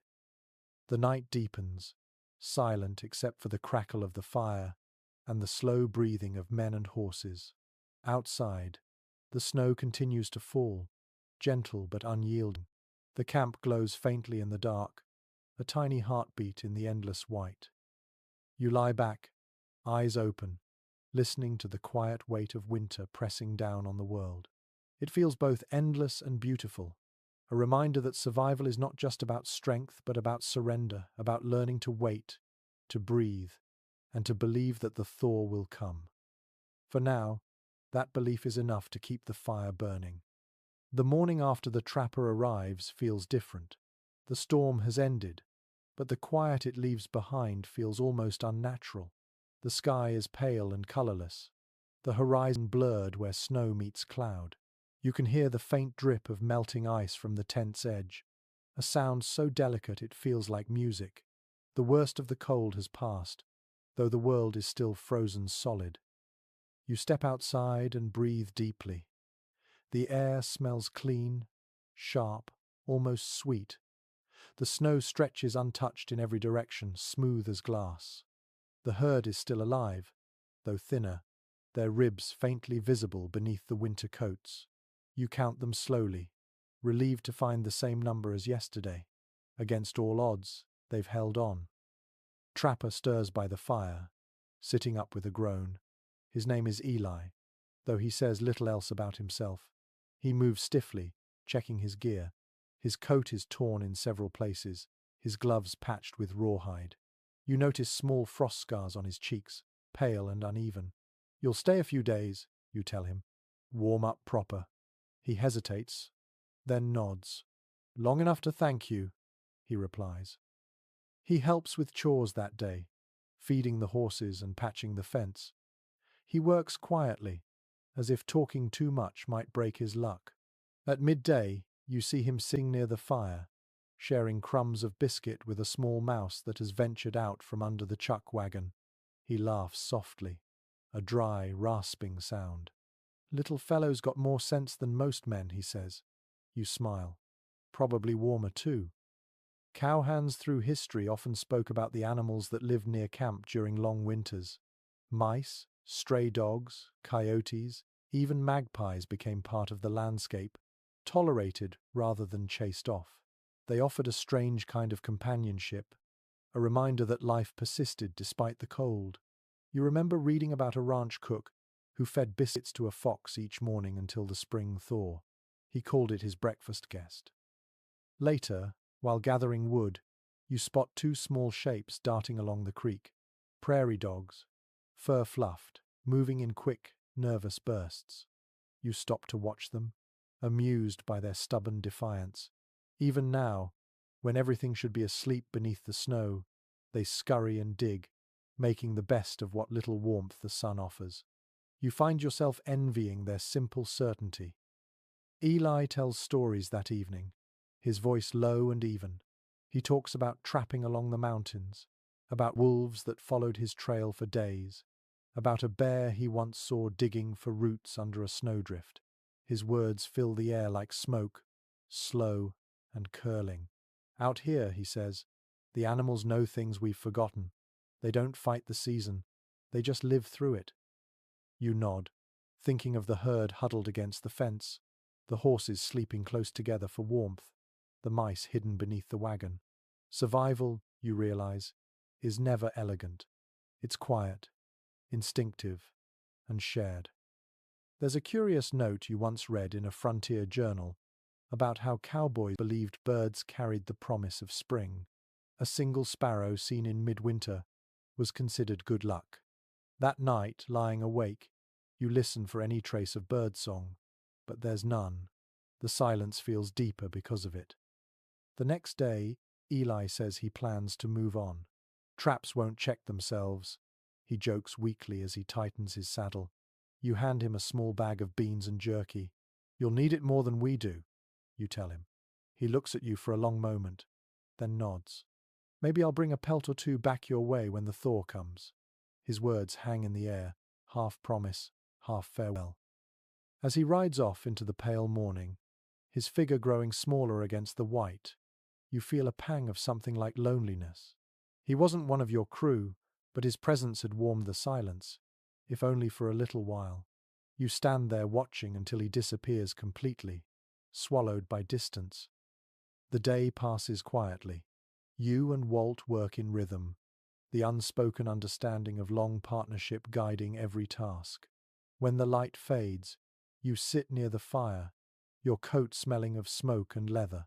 The wind hums softly through the frozen grass, carrying faint scents of pine and ash. No one can fully explain why companionship with animals or strangers meant so much to men on the frontier, but historians often say it came down to reflection. Out here, where the land is endless and the days bleed together, every living thing feels like a mirror. You look at the horses standing near the firelight, their bodies steaming faintly, and you see a reflection of your own endurance staring back. You feed them each a handful of hay, running your hands over their necks. Their muscles twitch, their eyes half close in contentment. The herd settles soon after, a low chorus of breathing rising into the night. You sit beside the dying fire, the mouse from earlier darting near your boot to steal a crumb. You leave it there on purpose. When you finally lie down, the stars shine brighter than they have in weeks, cold and perfect. Somewhere out there, Eli is riding under the same sky. The thought comforts you. The world is vast, yet every spark of life, man, beast, or bird, feels somehow connected by that same thin thread of survival. You close your eyes and listen to the horses shifting in the dark, the small rustle of creatures in the snow. For once, the sounds of the night are not lonely. They are alive. By the time the sun rises again, the air has shifted.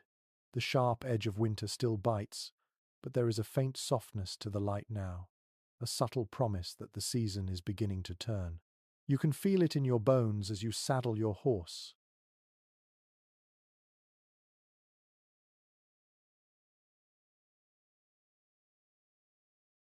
The worst has passed, though the struggle is far from over. Today, you ride toward the trading post. The supplies are running low, and even the hardiest men need coffee, salt, and news to keep their spirits from cracking.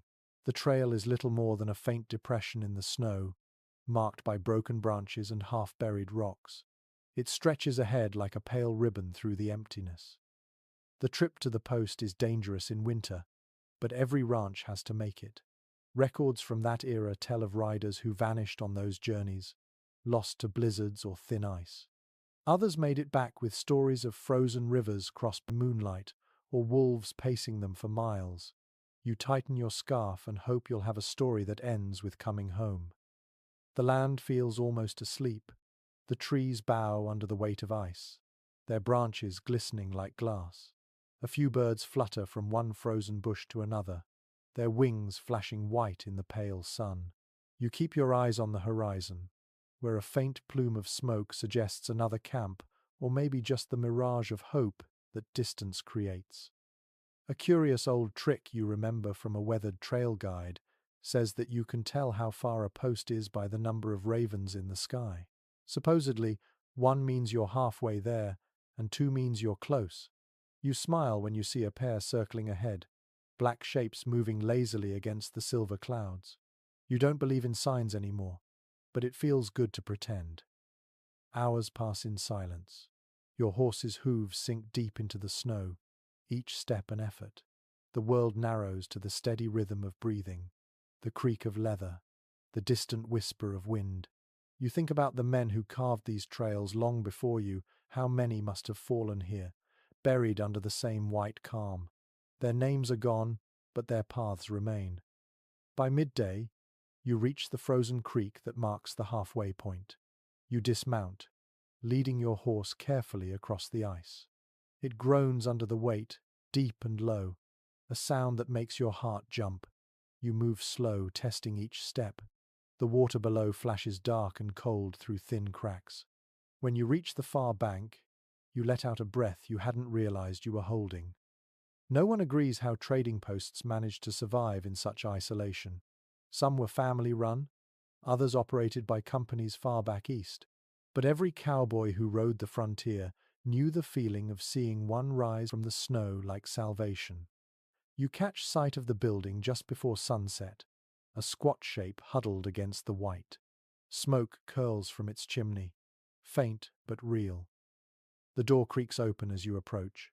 Inside, the air is thick with the smell of kerosene, leather, and tobacco. Shelves line the walls, beans, salt, canned peaches, flour, coffee. The trader, a broad man with a beard frosted white, greets you with a nod. "Didn't think anyone make it this week," he says. You grin. "Had to. We were starting to drink boiled snow for breakfast." He laughs, then sets about filling your order. You trade what you can: pelts, a few spare tools, and the last of Eli's traps that he left behind. In return, you get sugar, tobacco, and one tin of peaches, a luxury worth more than gold right now. As he works, the trader shares bits of news. A train derailed 2 towns east, a new telegraph line being built, talk of spring cattle drives starting early this year. The sound of his voice feels strange after so many days of silence. You could listen for hours. He offers you a place to sleep, but you shake your head. The herd won't wait, you tell him. He understands. Every man out here does. You take one last look around the small store, soaking in the light, the warmth, the faint murmur of a clock ticking on the wall. It feels like civilization, fragile and far away. When you ride back out into the cold, the sun has already dipped below the ridge. The sky glows faintly pink, and the snow sparkles like crushed glass. The supplies clink softly in your saddlebags. You take one of the tins of coffee and tuck it close to your chest for warmth. It feels almost alive against you. There's something humbling about returning along the same trail. It looks different now, though nothing has changed. Maybe it's you who's changed. Your eyes clearer after the brief taste of comfort. You feel both smaller and stronger at once. Halfway back, you stop to rest your horse near the creek. The water murmurs faintly beneath the ice. You pour a little from your flask, take a sip, and whisper to the night, almost there. The wind carries your words away, but you imagine they find their way to camp. Historians sometimes write that trading trips were lifelines not just for supplies, but for hope. The ride reminded men that the world extended beyond the snow, that there were still other voices, other fires burning somewhere out there. You feel that now the faint but real pulse of life threading through the frozen silence. By the time you see the first flicker of your campfire in the distance, exhaustion has settled deep into your limbs. Walt's figure moves near the light, small but unmistakable. You raise your hand in greeting, too tired to call out. He waves back, grinning, and the sight fills you with warmth that coffee alone could never match. When you finally sit by the fire, the men gather close to see what you've brought. You pass around the tin of peaches like it's treasure. Sam's eyes brighten for the first time in weeks. You all eat together, sharing laughter that feels almost new again. The taste is sweet, sharp, and fleeting, but for a few moments, it feels like spring has already begun. The morning after the trading trip feels easier. The cold still bites, but it has softened just enough to let sound travel farther. You can hear the herd shifting across the valley, their calls carrying clear through the thin air. The fire smokes lazily, and the smell of new coffee fills the camp. For the first time in weeks, there's a flicker of normal rhythm again. You sit by the fire with Walt and Sam, each man holding a tin cup close to the heat. The tin of peaches is long gone, but the memory of its sweetness lingers like a shared secret. The mood is lighter now, the kind that makes conversation drift towards stories rather than survival. Walt stirs his coffee with a stick. "Remember old Crowley?" he asks suddenly. Sam chuckles, his voice rough. "The one who used to wear 2 coats in summer?" Walt nods. "That's the one. He said a man should never winter alone unless he was ready to start talking to ghosts." You smile at that, because you know what he means. After months of fighting storms and silence, companionship feels sacred. Historians who wrote about ranch life often mentioned how tightly crews bonded through winters. Out here, friendships weren't born of shared hobbies or opinions. They came from shared endurance. You trusted the man beside you not because you liked him, but because you needed him. It's an odd kind of brotherhood. There are arguments, sometimes fierce ones, over rations or horses or who gets the first watch, but they never last long. The land doesn't leave room for grudges. The cold teaches forgiveness faster than any sermon. Sam laughs quietly. "Guess that's why we don't kill each other." Walt smirks. "Speak for yourself." The fire crackles, sending sparks up into the pale light. The teasing feels good. It makes the camp sound alive again. You think about how these bonds form without anyone meaning them to. Letters from drovers often describe their partners in simple words: good hand, steady, won't quit in a storm. Praise was rare, but when it came, it meant more than anything else. You glance around the camp and realize that even with the cold, the hunger, and the loneliness, there's comfort in this small circle of men. A curious note from an old diary comes to mind. One cowboy wrote that he could tell when a man would survive winter by the way he shared his coffee. Generous men lived longer, he claimed, because generosity built warmth the fire couldn't. You remember that as you hand Sam the last of the pot without being asked. He nods once, and no words are needed. Later, while checking the herd, you and Walt ride side by side, the snow crunching beneath the horses. The sun is weak but steady, painting the drifts in silver light. The herd moves slower now, conserving energy, their hides thick with frost. You work in silence for a long while, each understanding the other's pace without speaking. Out here, communication isn't talk, it's small gestures. A raised hand, a tilt of the head, a soft whistle to move the cattle. You and Walt move together like parts of one machine. It's not friendship in the usual sense, it's deeper, quieter. Researchers studying frontier crews often describe this as a functional intimacy. Men who rarely spoke learned each other's thoughts through motion and habit. You think that's true. When Walt rides ahead now, you know without asking that he's checking the ridge for strays. When he glances back once, you know that everything's fine. The day ends calmly. You return to camp and share a supper of beans, bacon grease, and laughter. Sam tells a story about a ranch hand who swore he saw a ghost steer one night, glowing white in the snow. Said it was the spirit of a lost herd, Sam says with a grin. Walt chuckles. Probably just moonlight on a fence post. You laugh with them, but secretly, you hope such a thing exists. The world feels kinder with mysteries in it. As night deepens, you sit a little apart, watching the fire die down. The others have drifted to sleep, their breathing slow and steady beneath their blankets. The quiet between you is not loneliness now, it's trust, the kind built from long hours and shared hardship. There's a quote from an old ranch record that comes to mind. You can always tell the measure of a man by who he rides winter with. You look around at your companions and realize you've been measuring yourself too. The winter has taken much, but it's also revealed something you hadn't noticed before. A calm strength, a patience you never had when life was easier. You stand and walk to the edge of the camp. The moon hangs low, pale and wide, bathing everything in soft light. The snow sparkles like tiny mirrors, and your shadow stretches long across it. Behind you, the fire flickers faintly, marking the center of a world that now feels small but complete.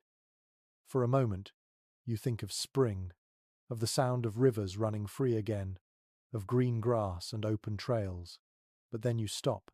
This silence, this company, even the endless white, it has its own kind of beauty. You understand now why some men never returned east. The land might be harsh, but it's honest, and the people who survive it are bound by that honesty forever. You turn back toward the fire, settling down beside your sleeping crew. The stars are bright above, the air still, and for once you don't feel like the cold is your enemy. It feels like part of you, a companion that shaped the bond between every living thing in this frozen world. You close your eyes, the warmth of the fire brushing your face, and think quietly, we've made it this far together. The thought lingers like a lullaby. Then sleep takes you, soft and dreamless. The next morning dawns in faint gold. The sun rises low and hazy over the white horizon, painting everything with the color of old brass. The snow has stopped falling entirely now, and the air carries a new kind of sound, the faint drip of melting ice. You lift your head and listen. That simple rhythm feels like a heartbeat returning to the land.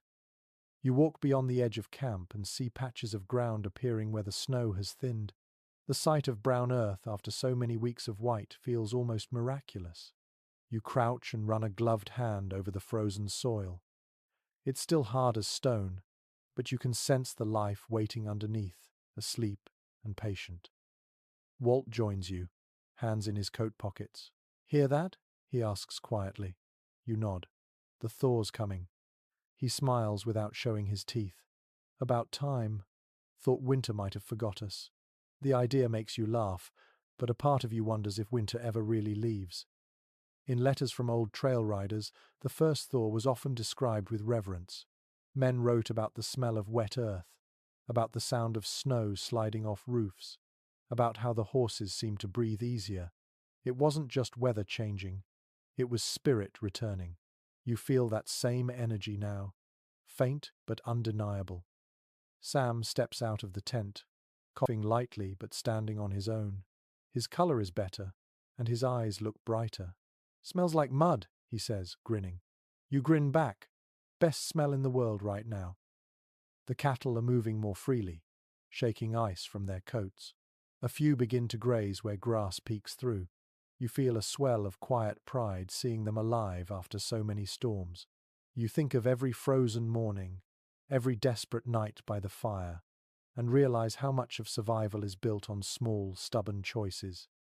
There's a curious phrase you once read in a rancher's journal. "The earth forgives itself each spring." You repeat it in your head as you watch the thaw spread across the plains. It feels true. The same land that froze your fingers and nearly broke your spirit now softens again, almost apologetic. By afternoon, the sound of dripping becomes a steady chorus. Water runs down from the ridge, forming rivulets that snake through the snow.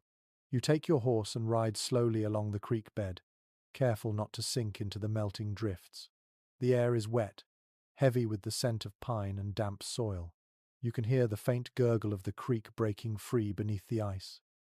As you ride, memories of the long winter drift through your mind, the night the wolves came, the storm that blinded you, the taste of burned coffee shared between friends. It feels distant now, almost dreamlike. The pain, the cold, the fear all softened by the knowledge that you endured. Historians sometimes write that the first thaw of the season marked more than a change in weather. It marked a return of sound and color. After months of silence, the world began speaking again. You can hear it now, the caw of a distant raven, the soft splash of melting snow dropping into puddles, the creak of branches as the ice slides off. The land is waking, and it feels like it's taking you with it. You stop by a small rise where the snow has melted enough to reveal tufts of dead grass. Dismounting, you crouch and pull a handful from the ground. It smells like dust and memory. You let it fall between your fingers, the wind catching it and carrying it away. An old superstition said that burning the first dry grass of spring brought luck for the next season. You strike a match and touch it to the tuft. The flame flares bright and brief, then vanishes. The scent of smoke lingers in the damp air, sweet and fleeting. You smile at the sight, not for the luck but for the symbolism of it, the small, golden fire against the fading white. By evening, the sky blushes with soft color, pink fading to blue. The air has changed texture. It's heavier, almost humid. Meltwater trickles beneath your boots as you walk back to camp. Walt is mending a strap, and Sam is stirring beans in the pot. Both look up when you arrive. "Feels different, doesn't it?" Sam says. You nod. "Like the world's remembering itself." Walt chuckles low. "Let's hope she remembers the grass too. Cattle can't live on mud." You sit near the fire, feeling the heat without shivering for the first time in months. The smell of beans and smoke fills the air, and the faint laughter of your crew mingles with the sound of melting snow. It's a quiet kind of joy, the kind that doesn't shout but settles deep. You remember reading somewhere that cowboys never truly trusted spring. They'd smile at the warmth but keep their coats close, waiting for the next cold wind. You understand that now. The thaw feels fragile, temporary, as if one breath from the north could erase it. But for tonight, you allow yourself to believe in it. The stars appear early, softer behind thin clouds. You lean back on your saddle, watching them glimmer through the mist. Each one looks closer now, as if the thaw has lifted some invisible wall between earth and sky. You close your eyes and listen to the slow dripping of snow melting from the trees. It's not silence anymore, it's rhythm, steady and alive. You whisper to yourself, "We made it." The words feel solid, like something earned. Somewhere out there, the land exhales too, and for the first time in months, the sound carries warmth. The thaw gives you a false sense of peace before the final test arrives. The day begins calm and mild, the sun rising like a pale coin over the horizon. You take it as a good sign, maybe too eagerly. The air smells wet and new, and for a few precious hours, everyone in camp dares to believe the worst is over. But by afternoon, the light shifts, the wind sharpens, and you feel it, the storm returning for one last stand. You sense it first in the horses. They grow restless, tails flicking, nostrils flaring. The sky darkens, grey deepening to a heavy slate. You glance at Walt, and he's already watching the horizon. "It's not done with us yet," he says quietly. You don't answer. There's nothing to say. The world has gone still in that eerie way it always does before the cold breaks loose again. Historians often note that late winter storms were the most dangerous. They came when men were tired, animals were weak, and supplies were nearly gone. You've read accounts of ranches lost just weeks before spring, the cold striking back like a last cruel joke. You think about that as you tighten the ropes on the tents, your fingers trembling not from fear but from fatigue. The first gust hits like a shove. It carries snow and ice so fine it feels like smoke, stinging your face. Within minutes, the camp is a blur of motion, men shouting, horses pulling at their ties, canvas snapping in the wind. The storm arrives not as a visitor but as a siege. You move fast, driving stakes deeper, shielding the fire, shouting orders through the roar. The cattle cry out, their voices lost in the wind. You can barely see them, just the vague, shifting mass beyond the fence. Walt grabs your arm. "We've got to hold them together," he yells. You nod and pull your scarf up over your mouth, the fabric freezing instantly against your skin.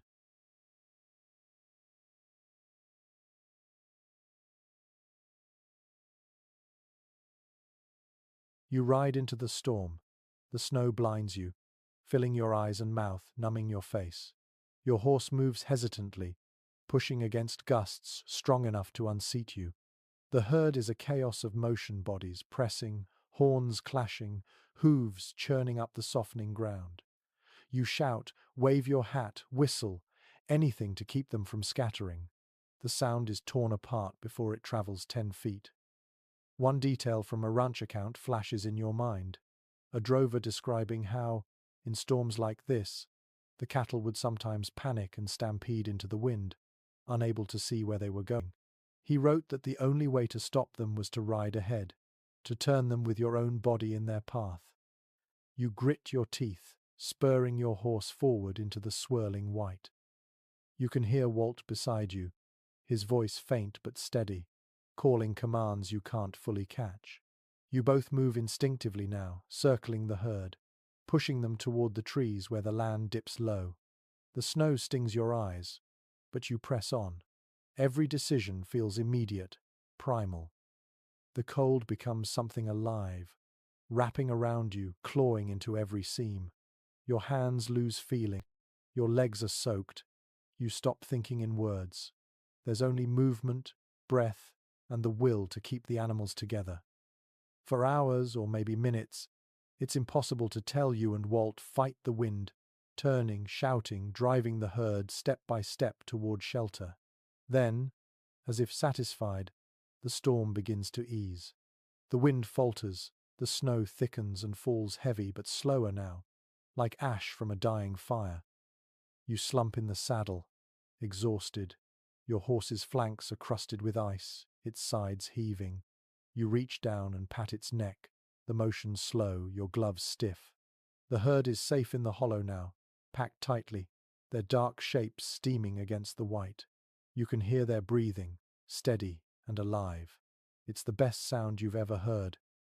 When you return to camp, Walt is already there, his face ghostly with frost, his beard rimed with white. He looks up and grins, teeth flashing. "Told you it had one more in it." You laugh, weak but genuine. "Next time, let's hope it quits while it's ahead." You rebuild the fire with shaking hands. The wood hisses, the flames catching slow and reluctant. The heat crawls back into your bones in painful waves. Sam hands you a cup of coffee that tastes more like smoke than water, but it's heaven. There's a curious bit of lore that surfaces in your mind. Some cowboys believed the last storm of winter was a test sent by the land itself, meant to measure the worth of those who dared to live on it. If they endured, they earned spring. If not, the earth reclaimed them quietly. You look at the flicker of flame, the herd breathing steady beyond the camp, and decide you've passed whatever test this was. Outside the circle of light, the snow keeps falling, soft and even now. The wind sighs low through the trees, no longer angry but tired. You can feel the season shifting in that sigh, like the closing of a door. Walt leans back against his saddle, eyes half closed. "You think it's done?" he asks. You stare into the fire, watching the sparks drift upward and vanish into the dark. "Yeah," you say softly. "I think it's done." The storm fades into memory as quickly as it came. The silence that follows is deep, but not empty. It's full of everything that survived. You look toward the horizon where the clouds begin to break, revealing a thin band of pale blue. The sight fills you with a calm that words cannot touch. The land lies quiet, battered but unbroken. So are you. For the first time all winter, you believe in spring. The morning after the last storm is quiet in a way you've never known before. The snow lies smooth and untouched, glittering faintly in the new sunlight. The air is cold, but it carries a different kind of stillness, something lighter, like the land itself is resting after the struggle. You step outside the tent and breathe deeply. The world smells clean again. The fire has burned low during the night, so you stir the ashes and coax the embers back to life. A thin ribbon of smoke rises, curling into the clear sky. The sound of it crackling is soft, comforting. Behind you, Sam is still asleep, his breathing steady. Walt emerges from his blanket, blinking against the bright light. "It's over," he says simply. You nod. No need for more words. The cattle stand in small clusters, steam rising from their hides. They look stronger now, as if the storm itself toughened them. You walk among them, running a hand over a flank here, a muzzle there. The warmth under your glove feels like a heartbeat returning to the land. Letters from ranchers who survived the harsh winters of the 1800s often mention the first clear morning after the final storm. Some wrote that the silence was so deep it frightened them, as if nature had paused to take count of who was left. Others said it felt holy, like standing in a church made of air and light. You understand both feelings as you walk through the crisp morning haze. You find one of the old fence posts poking through the snow, the wire still holding. A small victory, but a real one.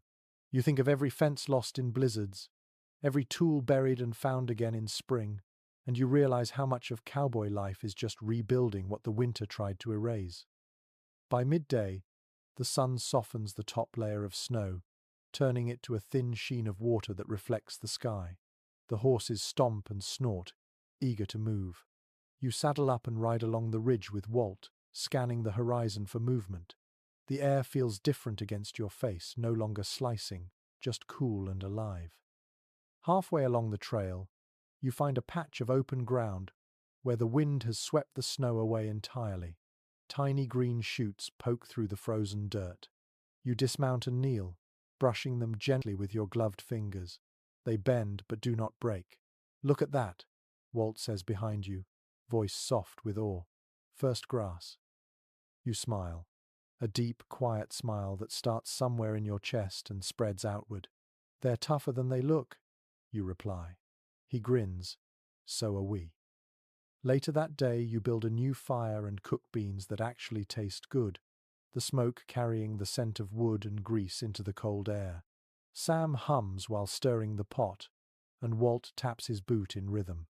For the first time in months, there's laughter without tension.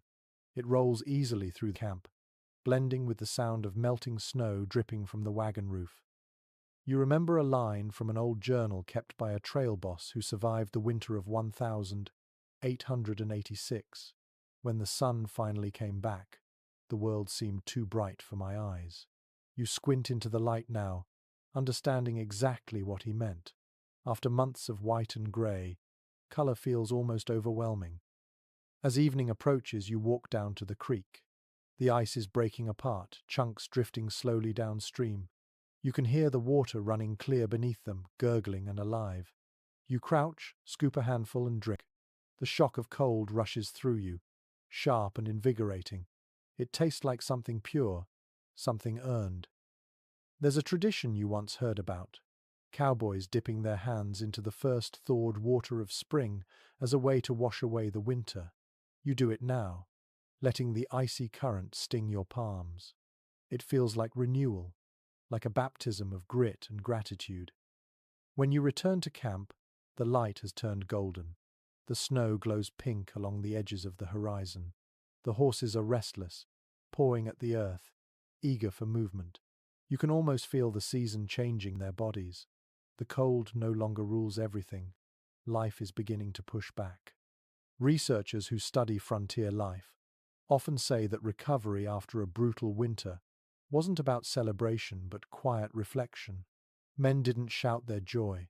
They sat in silence and let the warmth settle in their bones. You see that now as the three of you sit by the fire, watching the sun sink behind the hills. No one talks much. There's no need. The world has endured, and so have you. That's enough. When darkness falls, you lie back on your bedroll and look at the stars. They shine brighter than ever, each one sharp and steady against the black. You listen to the faint sounds of the herd, the crackle of the fire, and the sigh of wind in the trees. All the noise of survival has quieted into something gentler. You think about how every hardship leaves a mark, but also how every mark tells a story. The scars on your hands, the wear on your coat, the memories of storms and hunger, they are all proof that you lived through something immense.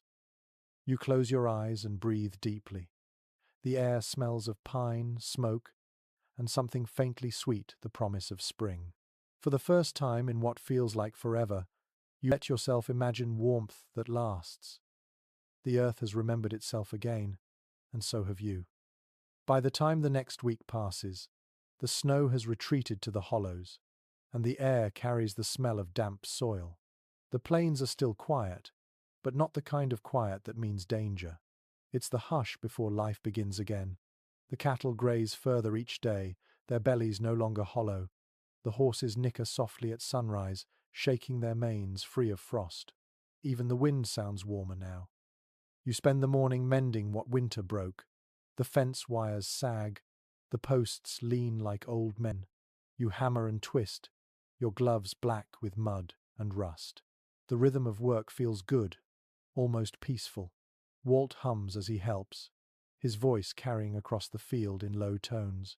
Sam rides along the creek, checking for strays. The ordinary tasks feel new again, like rituals performed for the first time. Later, when you sit to rest, you pull from your coat pocket the small notebook you've been writing in all winter. The pages are wrinkled and stained from coffee and smoke, but the words inside still hold. You read the early entries, rough sketches of cold nights, fears, and quiet hopes. The handwriting wobbles where your hands once trembled. You smile, half in disbelief. You made it through all that. Historians often mention how cowboys carried their winters with them long after the thaw. The stories they told became half truth, half legend, shaped by memory and longing. The winters grew colder in retelling, the dangers larger, the fires warmer. Maybe that's how men make peace with suffering. They turn it into something worth repeating. You think of how many fires like yours once burned across these plains, each circle of light holding men against the dark. Some stories survived in songs, others in silence.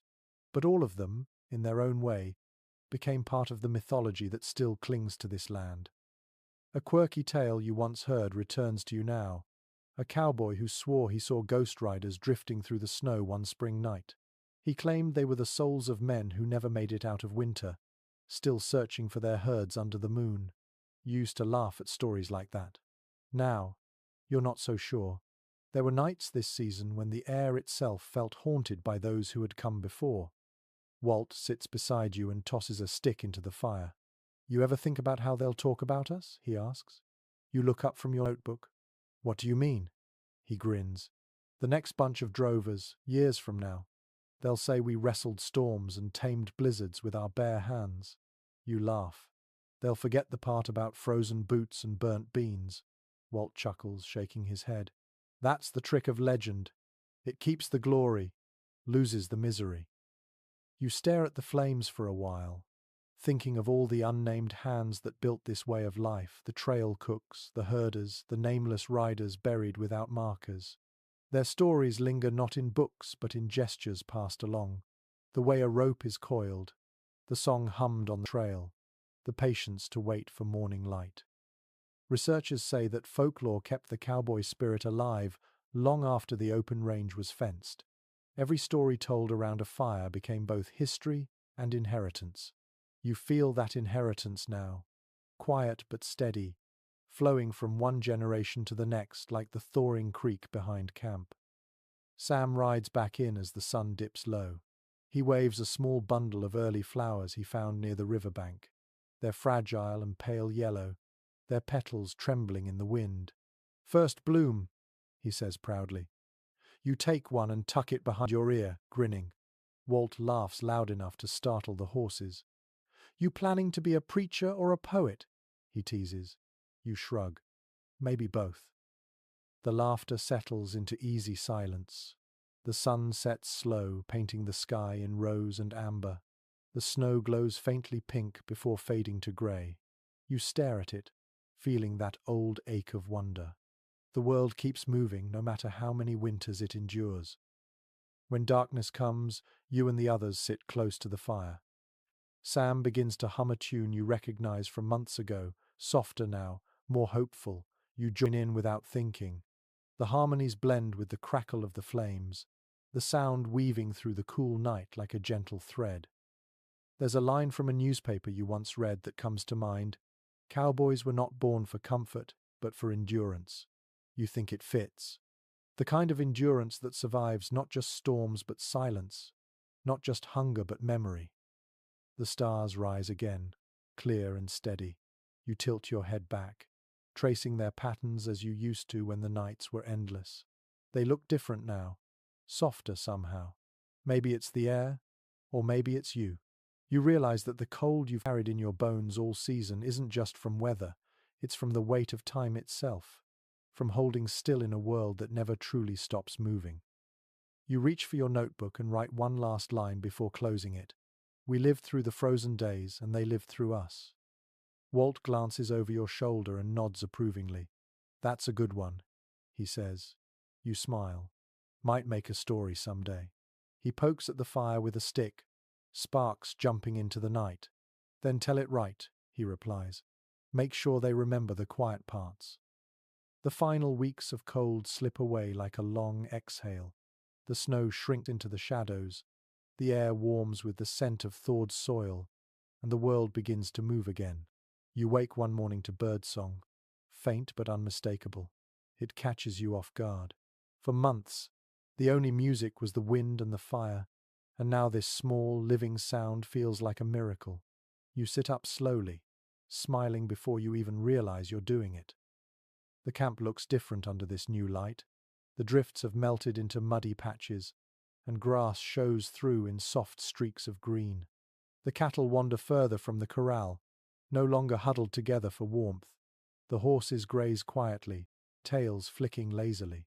Even the fire burns easier, its smoke rising straight into the blue sky instead of bending sideways in the wind. You stretch your arms and breathe deep. The air tastes cleaner, full of promise. For the first time since autumn, you can feel the sun's warmth on your face. You stand still, letting it soak into you until your skin tingles. Walt is already up, tightening the straps on the supply wagon. We'll move soon, he says, his voice light. Cattle can't stay penned forever. You nod, watching him work. There's rhythm in his motions, something calm and familiar. The crew feels different now, quieter but stronger, as if the winter hammered something solid into each of you. Historians write that spring on the frontier wasn't just a season but a rebirth. Men who'd been half ghosts all winter came alive again. Some shaved their beards for the first time in months. Others wrote letters home with hands that finally stopped shaking. You can imagine that scene repeating across the plains, 1,000 small resurrections happening at once. Sam pours coffee into tin cups, humming softly. His cough is gone, replaced by a rough laugh when the pot almost tips.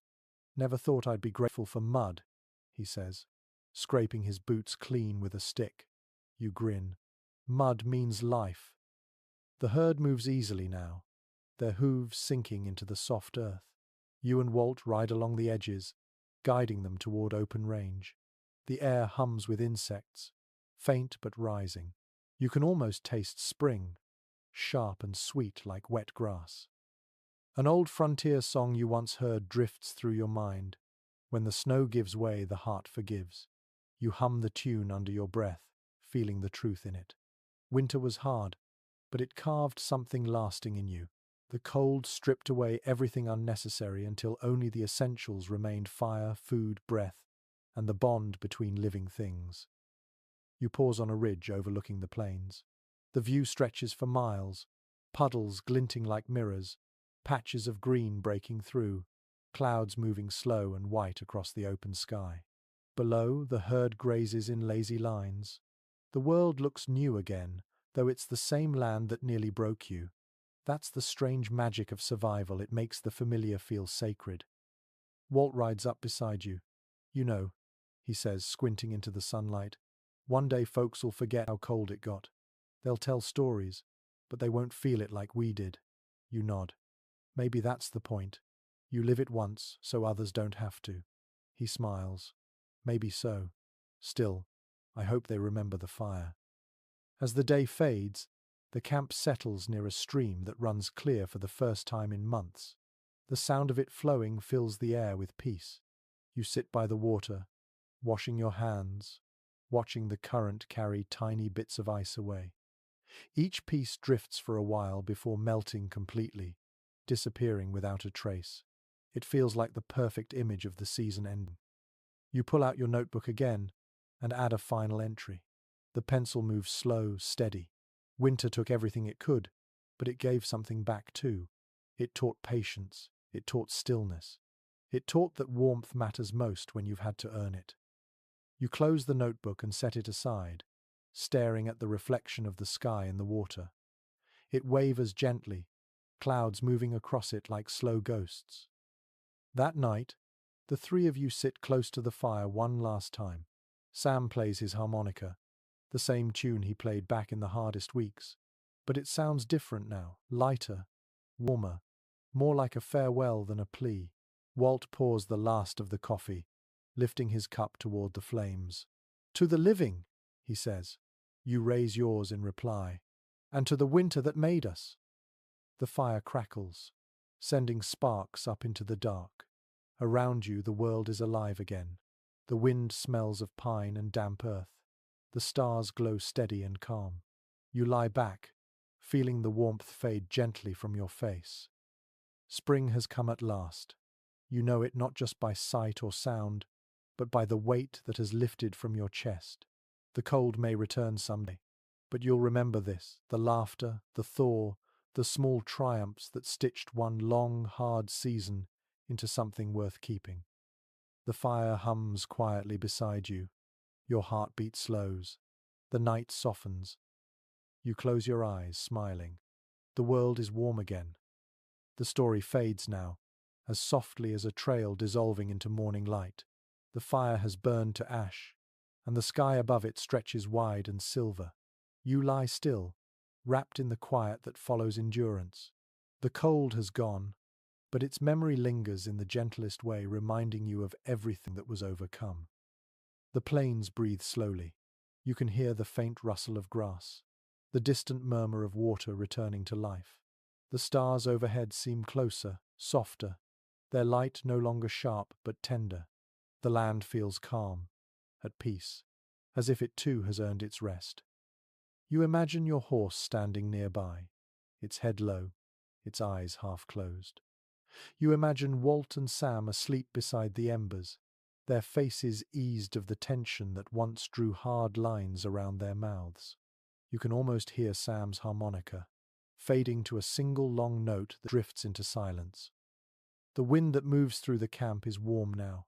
It touches your cheek like a farewell. You breathe in slowly, feeling the rhythm of the plains settle into your heartbeat. There's nothing left to fight, nothing left to fear, only the deep, quiet satisfaction of having endured. Let the world around you dim. Let the